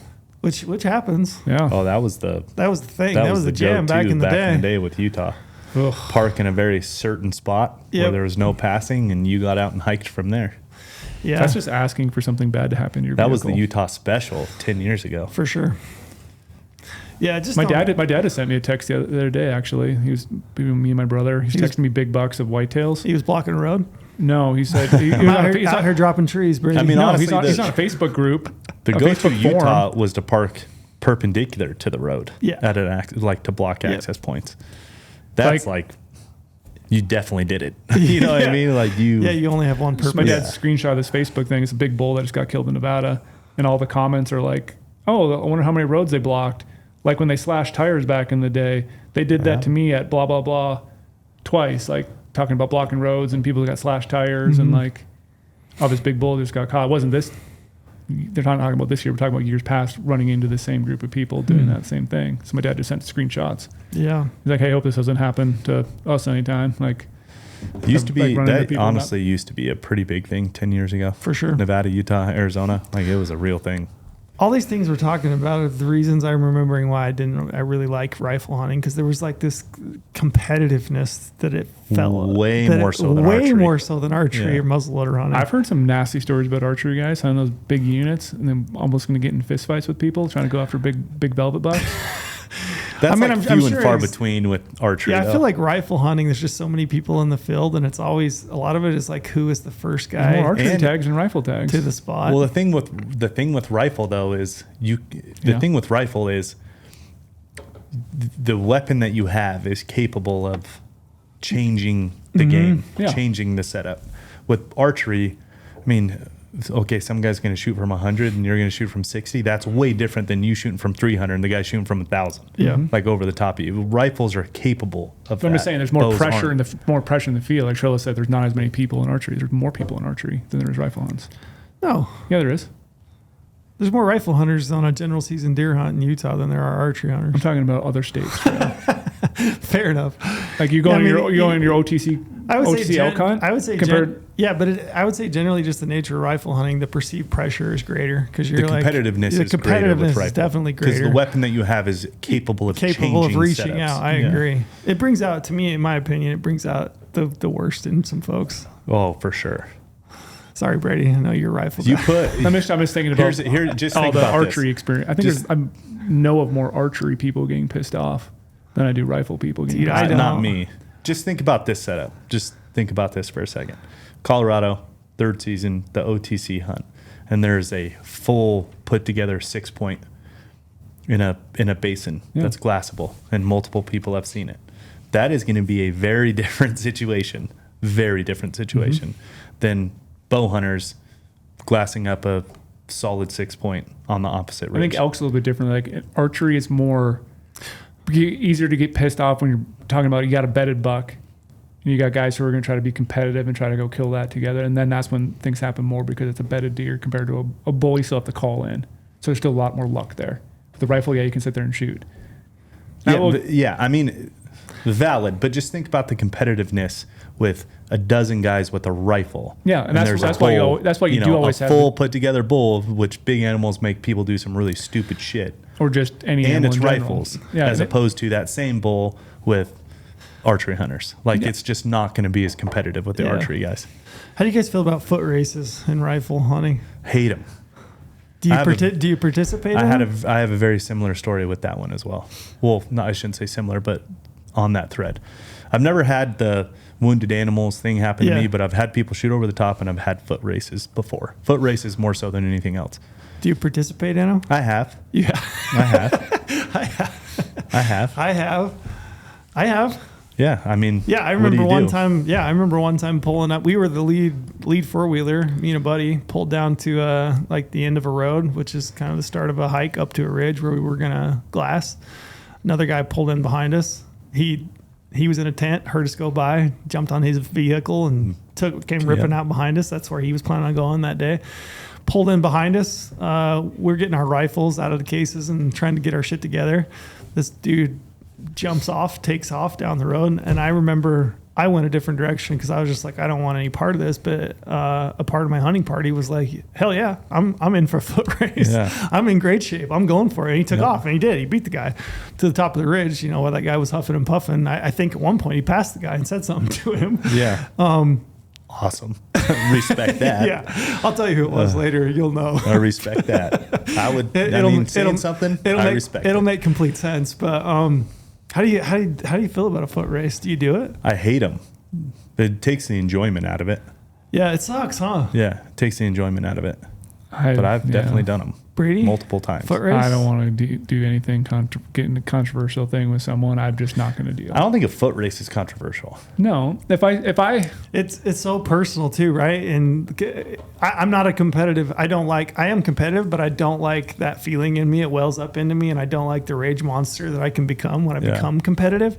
So like I tried to avoid it. I don't play church ball, none of that. I don't play intramural softball, none of that shit, because I just don't want to be that person. I know how I get when I am that way. I don't want to feel that in the field, but there are people that love it, man. They're into it. Yeah.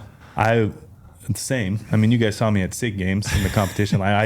If I'm in a competition that I feel like I'm not set up to win for, which is exactly how I felt there, I hate it.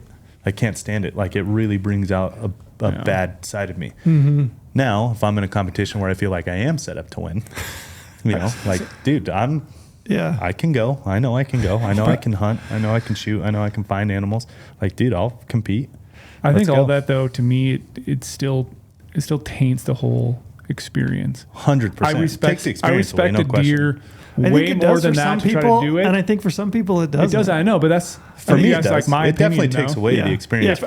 If I was in a situation like that and had to deal with it, that's why I like going further and deeper. So I don't like dealing with people. But if I'm stalking a deer with a rifle, say I'm a rifle and I glassed up a buck and I'm starting to go down on it, and all of a sudden I look over and there's another person that's starting to run towards me and they're further behind, and they're trying to do it, then maybe I might do it. If you're like, I'm closer than you, maybe, I don't know if they glassed it up first though, but in that situation, like, hey, we have to hurry. We have to go get this thing done really quickly. Drop down the canyon, climb the next one, take a shot. I don't think that one's as bad of a situation. But if you're trying to, like, I don't know, both run up the trail together, like, well, that's like the most. That's hunters being childish. Okay, so am I being childish here? Here's the most recent foot race I've ever been in. So, Colorado, no problem saying the state. There's any public, if you're in a private swath, like a big chunk of private, but public touches the county road, you can get out and hike and go, like, work your way into the public that sits in between a bunch of private. A lot of people do in Colorado. This one spot, there's only one place to park because there's only one part of the public that's, like, big enough to park, and there's an H-brace fence right there where it's like the only point to cross. It is a tiny little sliver of public. We're there at the same time. You don't want to hike in the dark because there's a real steep face, and it's only I don't know, it's probably only like a quarter mile, but it's real steep. And as soon as you top out, there's great habitat right there. So you don't ever want to go in too early because you don't want to stop anything that's coming out of the private and, coming into this nice like willow basin. And then it kind of runs out to a long stretch and then gets into another big piece of public. So there's two spots to hunt, right? When you first crest out that basin, and then you take that long track of public in between private, and then it opens up into another public basin. So we pull up, we're sitting there, another truck pulls up, and there's only one place to cross. You have to cross on that H-brace. So we hop over and cross. They immediately hop over and cross, like literally for me to trail. And are you guys talking? No. They kept enough distance to, like, not talk. Yeah. And sometimes you can feel it. Sometimes you can feel it. There's like immediate hostility. And I'll tell you who this was after the podcast because it'll all make sense. Yeah. We know who they are. So we not at the time because it was dark. Sure. But our whole plan was, like, we want to take it easy to hunt both basins, and we can tell, like, okay, they're either going to hunt the first basin first or the second, but, like, this isn't going to work out the way we want it to. So I'm like, I don't want to do this, but let's just get up to the top at first light. Well, we go up, so we change plans a little bit. Well, they are right on our heels, like, just far enough to not talk or anything. So we pull up to the first basin, and it's kind of bigger at that point, so they kind of, like, skirt on the side of us. I'm like, well, this, the second basin's better anyway, so This is on film too, by the way, and one of the later hunts, or one of the earlier hunts rather. Sorry. So I'm like, we'll just look this one over real quick, and then we got to go. We have to make it to that second one. The second one's always better, but you never know what's in the first one, right? Yeah. So we were in a foot race to that second one, and I mean, yeah, we got there first, and ended up having a shot. Yeah. But like, it was not fun. It took the entire. I mean, look, there's nothing I like more in hunting than a calm Solitude. sunrise. Like just a calm sunrise. That is my favorite thing about hunting by far. New day. You have no idea what to expect. Everything could be different, especially in those late season hunts. And I just love the enjoyment of like letting it get light, letting things progress. And that it took all of it away. Now, however, we did get a shot at a great buck. Yeah. This is still though when like I would rather just avoid all that. So you would let them go in and you would hunt a different spot? No. If you hopped over first, you said you hopped over first? Oh yeah, 100% we hopped over first. Okay. I parked at the H brace. Okay, so if you hopped over first, I would turn around and talk. Be like, hey, where are you going? What are you doing? Oh, I tried. That's the thing. I would just do that, and if they're going to be dicks about it, like, okay, well, I am still going to go over here, and I guess we'll just figure it out when we get there then. But like, I'm not going to be a dick and not talk. I think you can talk out of all situations. Etiquette-wise, I agree. The proper etiquette is to talk. Because like there are times when people don't want to talk though. They did not want to talk. And they try to want to avoid it. Then I'm like, okay, you're a dick. I'm going to still go do my thing. I don't want to cheapen the experience by being pissed off and try to like shoot something then and have the mom guy come up and be pissed off at me. I don't want that at all. I'm going to talk through it. Like even this last weekend, I hike fast. You guys all know that. I hike fast. Yes. I run all the time. I can run up a mountain, like no problem. So I will beat someone if I need to. But like, so I know when I have to leave my truck in the morning to get to my glassing spot. Multiple days. The first day I didn't know it, but I was on a hike. I'm like, oh, there's no lights on this trail. Get all the way over there. I run into an older gentleman who's hiking up. Obviously, he started way earlier than me because he's slow. So I'm like, you are in front of me on this trail. I still have a mile to go to where I want to go. I asked him, where are you going? You're in front of me right now. You have full right. I said, you have full right on this mountain. You're in front of me. He's like, actually, I got this little spot over here. He didn't tell me exactly where it is. I'm not going probably as far as you. I'm like, yeah, I'm actually going way up top here. Just got a glass. He's like, cool. He's like, you can totally pass me. You're way faster. Kept going. All of a sudden, I see lights up further in the mountain. I'm like, oh, I didn't see those lights earlier because they're probably in the trees. I start hiking, and I'm like, oh, I'm catching these people. All of a sudden, I'm on them. The guy was like, dude, you're fast. We kept seeing your light coming up the mountain. You were fast up there. They were again ahead of me. I talked to them, and they first asked, well, where are you going to go? And I'm like, yeah, I'm going to go over to this basin on the right. And he's like, okay, like we're going to go up here. Do you mind if we go further than you to look in the spot? We have a spot picked out. I was like, no, go for it. Like, I wanted to go there as well, but I wanted to check out this other area. So like we talked it out, and it worked out. I could have been a dick and be like, oh, I'm faster than you. That was proper etiquette, but it doesn't always work that way. It doesn't always work, but you can talk it through. And like, even if they said, hey man, we want to hunt, we're hunting this whole thing. But like, I kind of would just be like, okay, like I get that, but I'm going to hunt down over here then. Yeah. And if I do glass up something and I still see you, I'm going to find a way to make it work. I'm going to avoid confrontation at all costs because it just sucks. Yeah. The way I look at it is when you run into other people in the woods and you're both hunting, you're both after the same thing, right? You're both after an animal. You're also after an experience. You can really dictate how the rest of your day goes and how the rest of their day goes. Correct. Just by the way you interact with them. And it doesn't mean you have to like give up on what you want to do, but it's probably just in the way you present it and the way that you do it, and trying to work through it. Now it's not always the case because there's two sides of every conversation, right? Like the other person can be a complete dick, and I ran into some people that were, and it's just like, okay, and it leaves a bad taste in your mouth. But you can't really the only thing you can control is yourself, right, and the way you interact with people.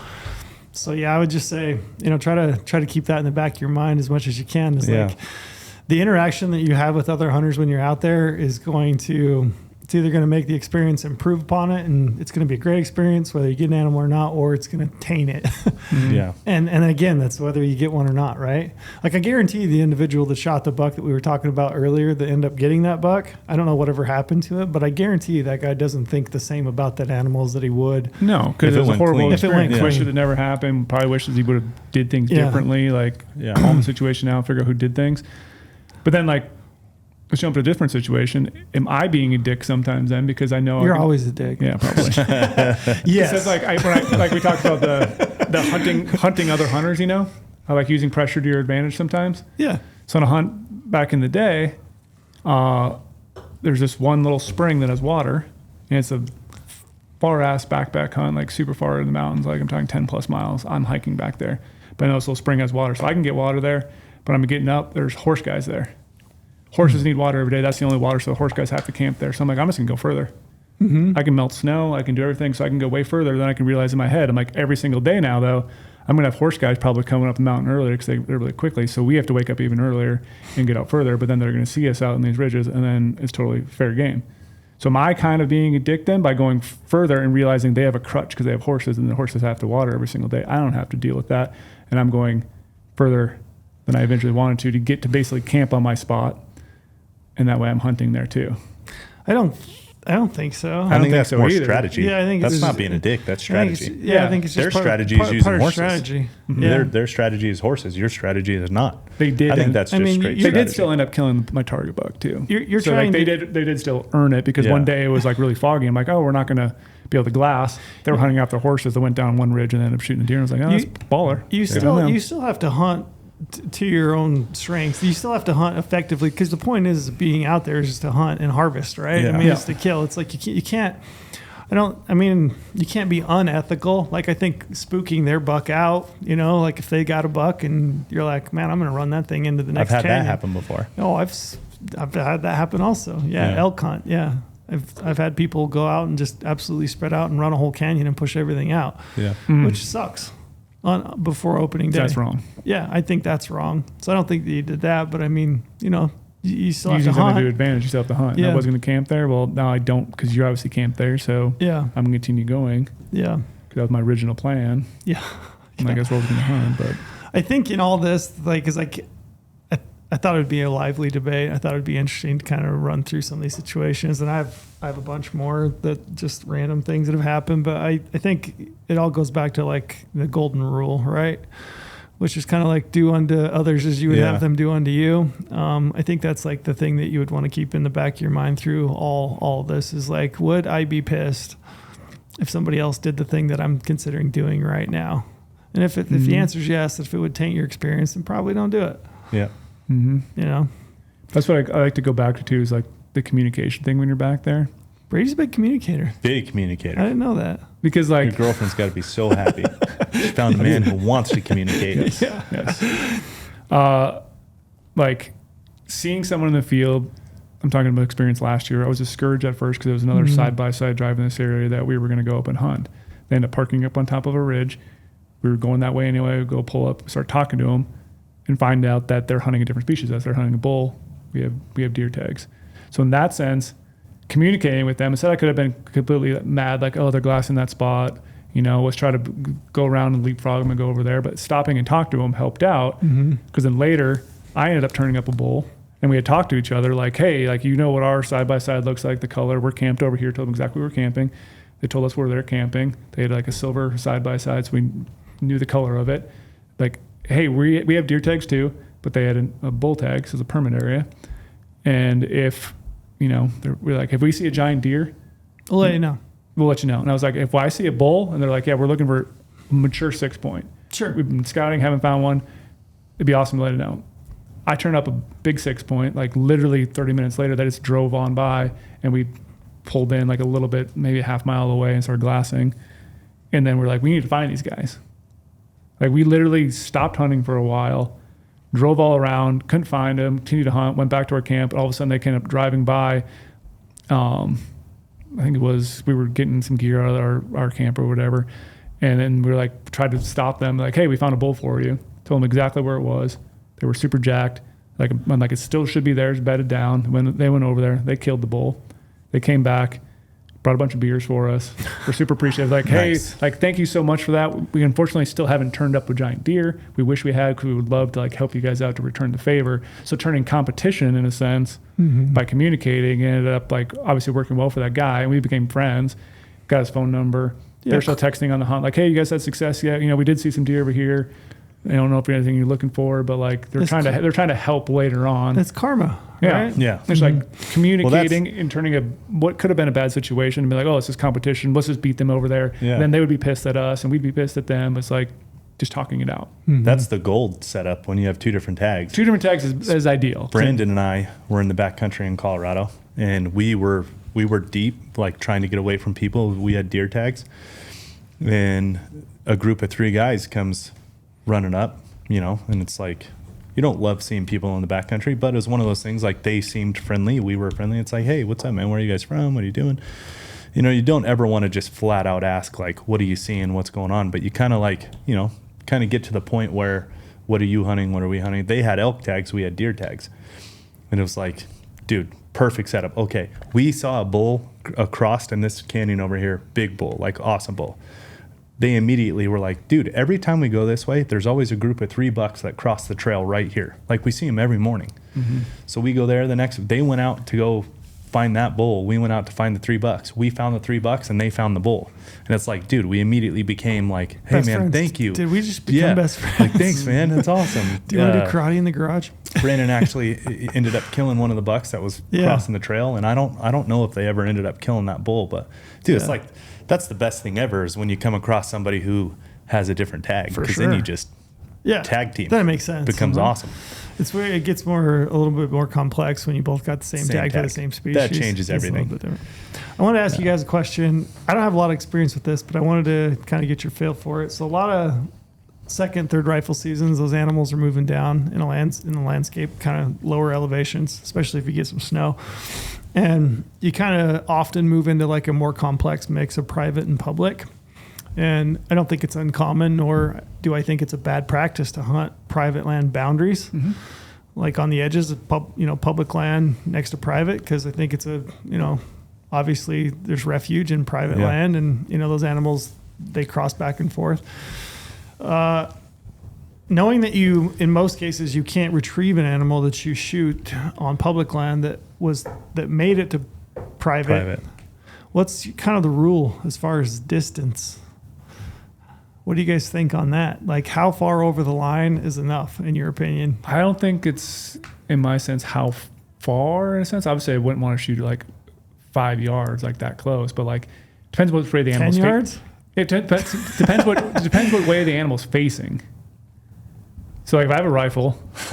What if he just came out of private and he's going to public? He's coming out of private and he's on public and he's still facing more public. The odds of me shooting him and him continuing to go that way is probably fairly high because he just got hit by something. And he's probably going to continue to go in public. But if he goes on to public, 5 yards, 10 yards, 15 yards, but then he turns back around to face private because he's looking at all the other deer that are coming over. Now if I shot that deer and so I didn't make a good shot, he's probably going to run to private. And that's going to be a bad situation. So I think it's more to me which way the animal's facing. And they're still like, okay, I could hit him and he could turn back because that's his home and wants to go back on private. He's like, I don't ever get shot at over here. Yeah, and so like that's the thing. But I feel like it's a little easier in my mind to shoot depending on which way he's facing and however many deer have crossed over. If he's the first one, it's probably going to be bad too because then he'll turn around. But if all of them have crossed and then you shoot and they're all kind of facing a certain way, they're all probably going to run the way they're facing and they get spooked.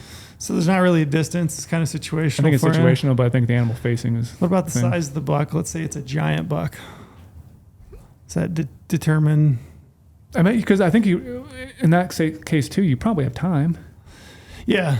Like you probably could wait. Yeah, it's a good point. Behaviorally, like if that buck's just kind of feeding and it looks like he's going to work his way out on the public a little bit more and give you that much more of a cushion, that's probably wise. And I've never shot something and had it go to private and then had to like contact a game warden, try to find a landowner and then get denied and not get permission to go on there. Like if I had that happen to me, no matter how big of a deer is, it's probably going to be deterring me of like, okay, if I do shoot and it goes on private, I'm screwed. Yeah. But like hopefully like if that happens and you can contact a game warden, you can somehow work it out where the game warden will let you contact the landowner and landowner will give you permission to go retrieve it. Hopefully that's the case. But I know sometimes people don't let you. You're living on hope at that point. I know you're living on hope and then you just killed an animal for no reason too. And then it's like, okay, do you have a strategy for that?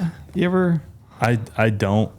I mean, it's situational, I guess, but like, man, I don't like it. Yeah, I don't like it either. I don't like it.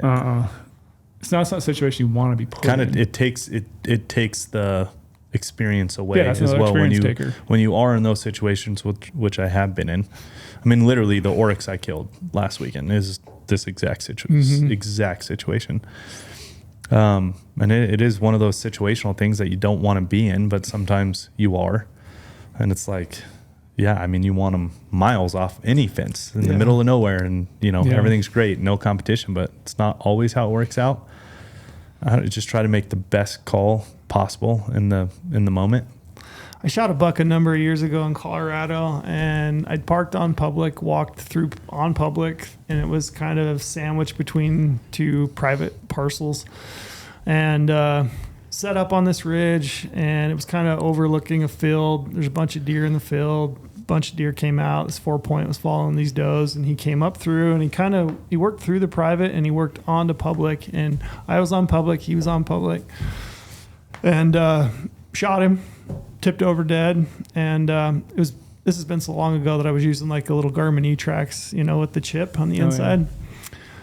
I remember walking down to that buck, and I remember the closer and closer I got to that, because there was no fence. Like, it was just, It's a lot of cases too. There's no fence. No fence, right? So I remember walking up, and I think that buck was dead like 8 yards, I want to say, on the private, or onto public, sorry. Anyway, they're skewering me over that one. Yeah. He was on public land. It's not a big buck by any means, but I remember like the pucker factor. Oh yeah, took it away. Was intense. Yeah.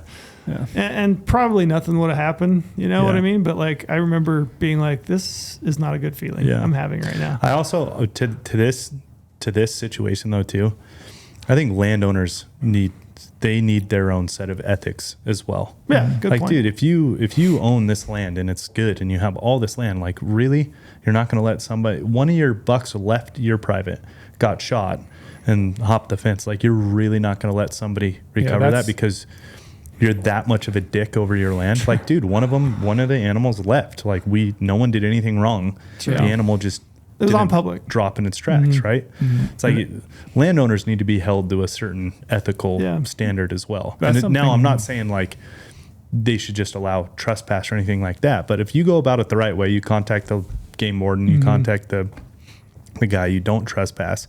Like, you go about it the right way, and the landowner still says no. Like, dude, you're a fucking dick. You need some happiness in your life. That's why it'd be nice. Like, that's ridiculous. If we could make some like retrieval laws. I think I'm trying to think of it right now. There might be some in certain states where if you do contact a game warden, you probably can, but it might be like in the Midwest or something like that. I think landowners need to be held ethically responsible as well. But that's where when you're in those situations like that too, it's like you definitely want to do all your right things, like run the track on your GPS. So you can talk to the landowner. I never step foot. Yeah.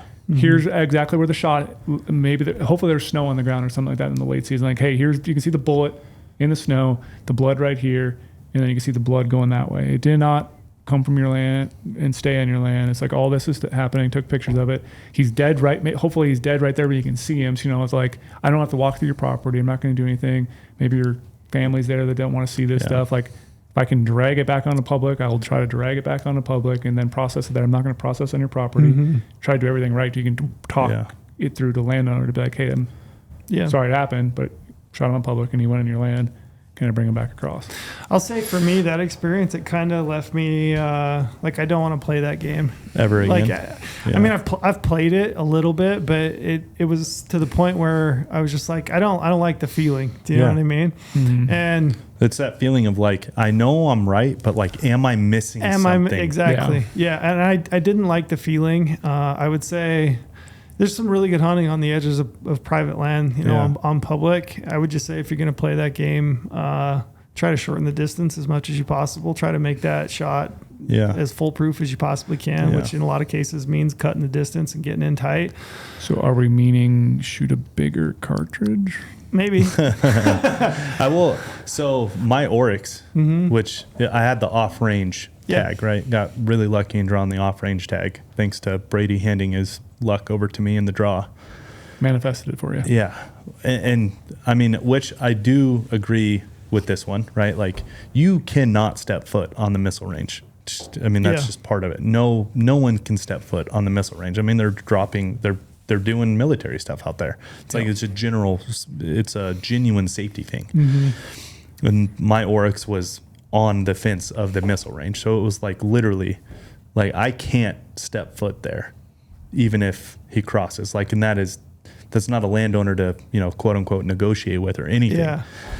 But we did cut the distance. We were like 220, and he was facing off the fence, and I had a perfect shoulder shot on him. And it's like, that was one of those decisions where it's like, okay, if I can punch through the shoulders, like I'm going to anchor him. I don't think he's going to go through the fence. You know what I mean? A shot placement, no matter And if you're shooting a smaller gun or bigger gun, shot placement is going to be probably more. And he was facing away, but I didn't want my shot to be that. Sure. I definitely didn't want that.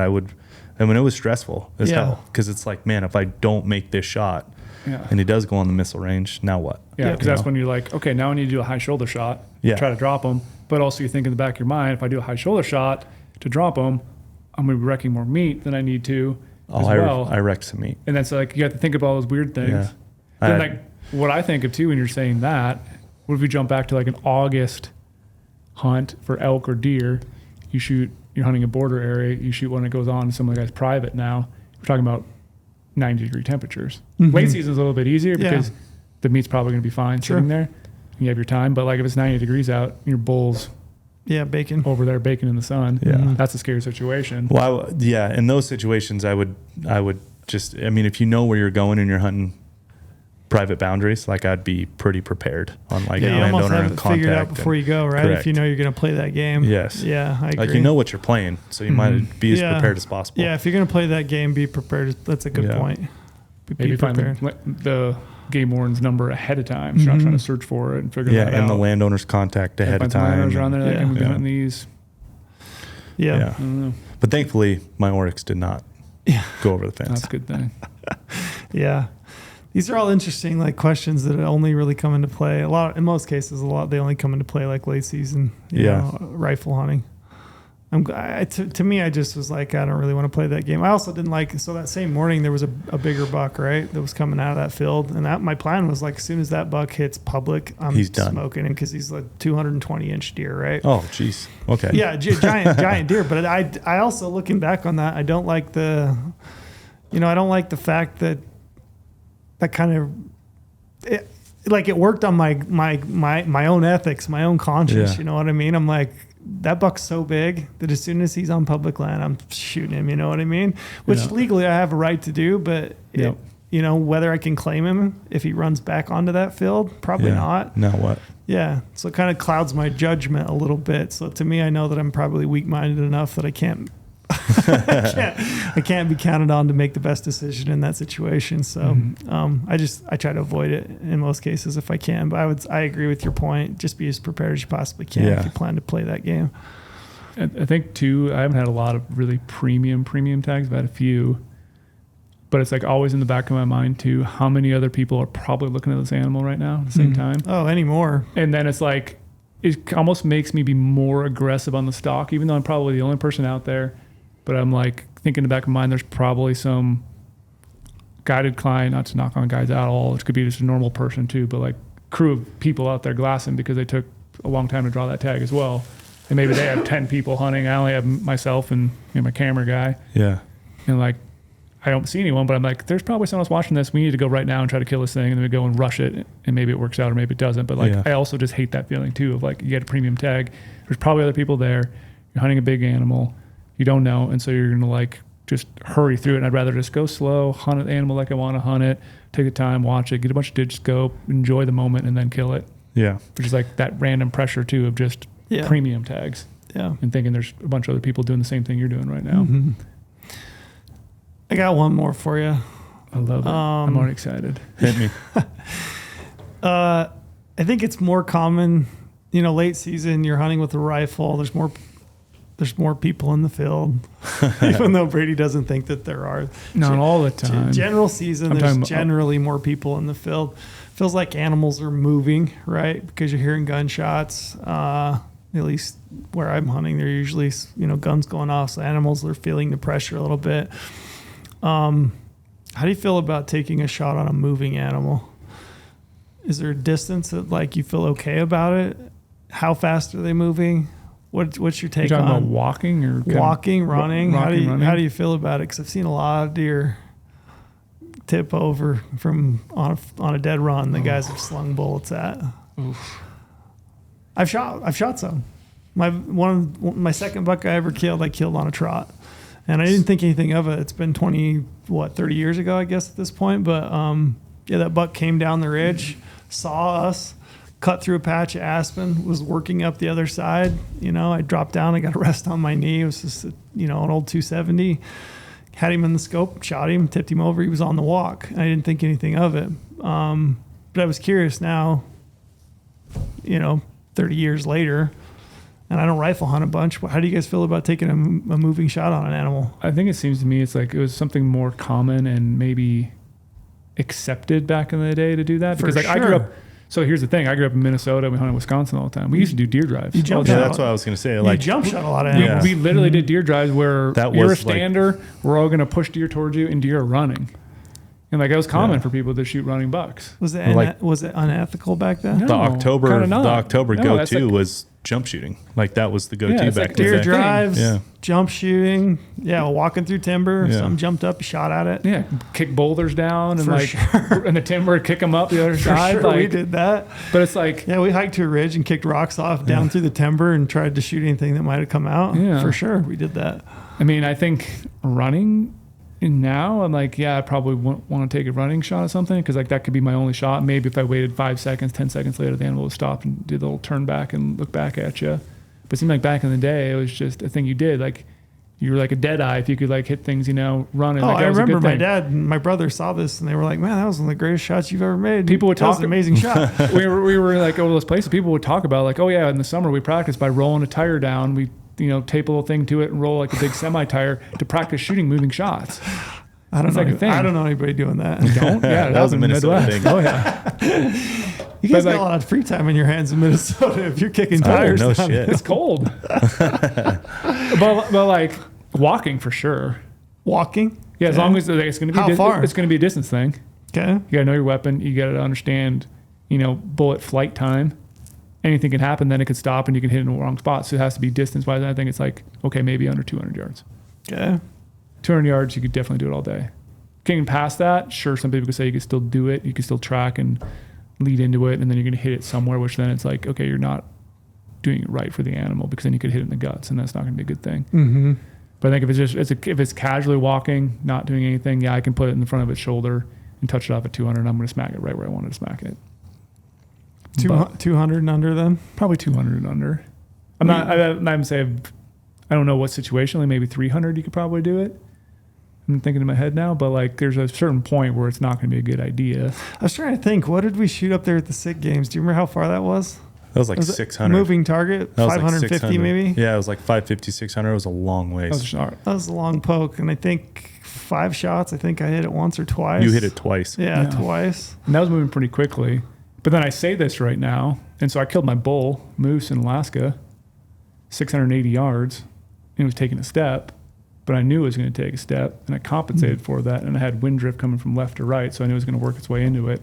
Shot at 680, but it's only taking one step. It's not like it's actually walking. It was from a standing position to it taking a first spot so it could open up his leg. I think that one's a little different than a moose actually full on walking at 680. That'd be not doable. But I think again, it's going to be situational. I don't really know. I was thinking about it on the way down when I was driving. I'm like, I don't know because I haven't shot enough animals. It's been a long time since I've killed animals pretty consistently with a rifle. Yeah. And I'm like, I don't know. I don't know what the distance would be. And I don't know. I think at this point for me, it's probably got to be, 100 and under if it's walking. And then I would say anything over that, I'm probably going to have it stand still to feel good about it. Yeah. But that's just me because I don't ever shoot that much and I don't rifle hunt that much. But it's okay, first shot, you hit it. Now it's running. Oh, then I'm flinging. Then you're shooting, right? I've said it before and I'll say it till I'm blue in the face. If you hit an animal, I think it's just responsible to keep shooting. Yes, it is. The animal is standing and you have a shot. I think the responsible thing is to keep shooting. Yeah. And then you're kind of not, in a sense, worrying about where you're hitting it. You're just trying to actually get the animal on the ground. Yeah, you're trying to anchor it. You're trying to put it out of its misery, anchor it. There's a lot of things that go into that, right? Dude, animals are tough. Yeah. Really tough. Mm-hmm. You guys ever had notes left on your vehicles when you've been out and about? I haven't. You haven't? Like, hey, I'm hunting here. They tell you how hot you are and they want your number. No, and nobody's room ever said key that and to all me. that stuff. I've had people like leave note, hey, I'm planning on hunting here the next 2 days. You know, if you could kind of avoid this ridge, this is where I'm headed. No, I've had that. That's interesting. I've had that happen before. I think that's a pretty weird move. Yeah, I think so too. It's I would a never real do weird that. move. No. Yeah, I would never do that. And I Hey, would could not, you stay off this public land? And I would 'Cause never encourage what? people to leave. Yeah, No. No, that's something weird. I No. think it's bizarre. Yeah. Yeah, I think that's a dick move. I think to leave a note and say, I think it's a super dick move. especially if it's public land. Yeah, you're telling somebody to stay off public Yeah, land. stay like, off my. Yeah, no, I'm planning dude. on hunting here. I agree. Yeah. Yeah, I don't like that. Yeah. No. I wouldn't. Is it both times it happened though? I think I can think of 2 times that it happened. Both times I was like, oh, I don't know. Do I hunt it? Like I was planning on hunting it. Do I? Oh, I would still hunt it for sure. Yeah. Leaves kind of bad taste in your mouth. That would. That's just Yeah. a- In that's some ways, weird- though, is that being a good person? Because you're like, hey, don't ruin my hunt. I won't ruin yours. Like, But then again, it's throwing into the thing that I never really the right answer for. But now it's making it a competition. yeah, Because if you're planning on hunting there the next day, this guy's leaving a note trying to push you out of it away. Now you're going to probably think like, hey, now I'm going to be here earlier tomorrow. I'm going to be here at 3 a.m. instead of 4 a.m. I'm going to start hiking in way before him. I'm yeah. going to sit up there with my white headlamp. I in the you, sky. you can't possibly hunt an entire place to your, you're Yeah. trying to make it private at that point. It's like, Yeah. okay, you pick your spot and I'll pick mine. We Yeah. don't have to hunt the exact same spot, Mhm. but if you're telling me to stay off an entire ridge, like wait, it's kind of weird. Yeah. All Weird stuff happens Yeah. on these late rifle hunts. Yeah, I've never Talking had about that. all this just makes me really want to go further in the mountains and, and then stay there and never come out. You can't. You can't necessarily do that anymore, though. I know, but just avoid people in general, though. Just like I just don't like people. I would love to never see a soul Never on any see of a my soul. hunts. That I'm would just be gonna great. live out there. I don't know. I mean, I've had some, obviously, which I've recounted. I've had some bad situations. Not bad, just negative. I would call it negative. Kind of left a pit in your stomach, you know. I think it's inevitable. It's just like kind of the nature. There's a lot of people in the field, and given the nature of this, I don't know if you call it a sport or not, but the pursuit situations happen. Yeah. I think a lot of it, if I think back on it, is a lot of it is like the attitude that I've had going into it, and then same with, like you said, dealing with people. I think it's your attitude. Mm-hmm. And I've had some weird ones. I had the guy in Colorado walk up behind me on a deer. I was yeah. That story. Yeah. Hey, As what are you're you- in the scope. As I'm in the scope, what are you doing? What are you doing? And I remember being pissed and agitated at the time, but looking back on it now, it's just kind of a funny story. Yeah. But yeah, I think your attitude, and then again, I would just say, be cognizant of like how you're interacting with people and talk to them, Yeah, communicate with people. If you Come can. off a dick right away, they're Yeah. going to be a dick. I think everyone, if they just were nicer in this world, things would be a little bit better. I think it's in I don't all know, aspects. Yeah. But everyone's different, man. That's like, I've had the conversations in the field that are great, and I've also had the ones where it's like, oh, I can tell you do not want to talk to me. Yeah. Like you're going about this like competitive way. You know what I mean? Like you can just get the vibe pretty easily. Yeah. We're going to title this one, Don't Be a Dick. Yeah, Don't just be- don't be a dick. Don't you Yeah. think, Brady? That just goes in all aspects of your life, though, I feel like. Don't be a dick. It is. I think that's it. And then I So- think everybody, like, to stay away from this ridge thing. Like, dude, if you're hunting public land, you gotta know. You just have to Yeah. know the game you're playing. Yeah. It's like none of this country is yours. There's going to be a lot of luck and a lot of timing and a lot of things that have to go your way. Mhm. Just it is what it is. If it was a draw tag, you both drew it. You both got lucky, had the right amount of points. If it's OTC, you both hiked all the way back in there. Like, Yeah. become friends, figure out a way to work together, figure out a way to. Yeah, just figure out a way to not ruin each other's hunt. Yeah, you don't 'cause you both wanna be necessarily have to like successful. own the country. Just figure out a way to Yeah. him not ruin yours and you not ruin his. Yeah. And try to retain some perspective. 'Cause, Yeah. I mean, if you end up shooting an animal that you aren't super pumped with the way that you went about shooting it, realize that that's going to live with you, I think, forever. Yeah. So, yeah, don't be a dink. Don't shoot dinks and don't be a dink. Yes. All right. Good luck, everybody. In all seriousness, like I hope it's a good hunt for folks. I hope. Yeah, of course. I hope it. Yeah. I hope it's a good hunt. I hope we get some weather. I hope people get out and get a good time, and I hope the deer aren't as in bad shape as Brady thinks they are. We need some cold weather.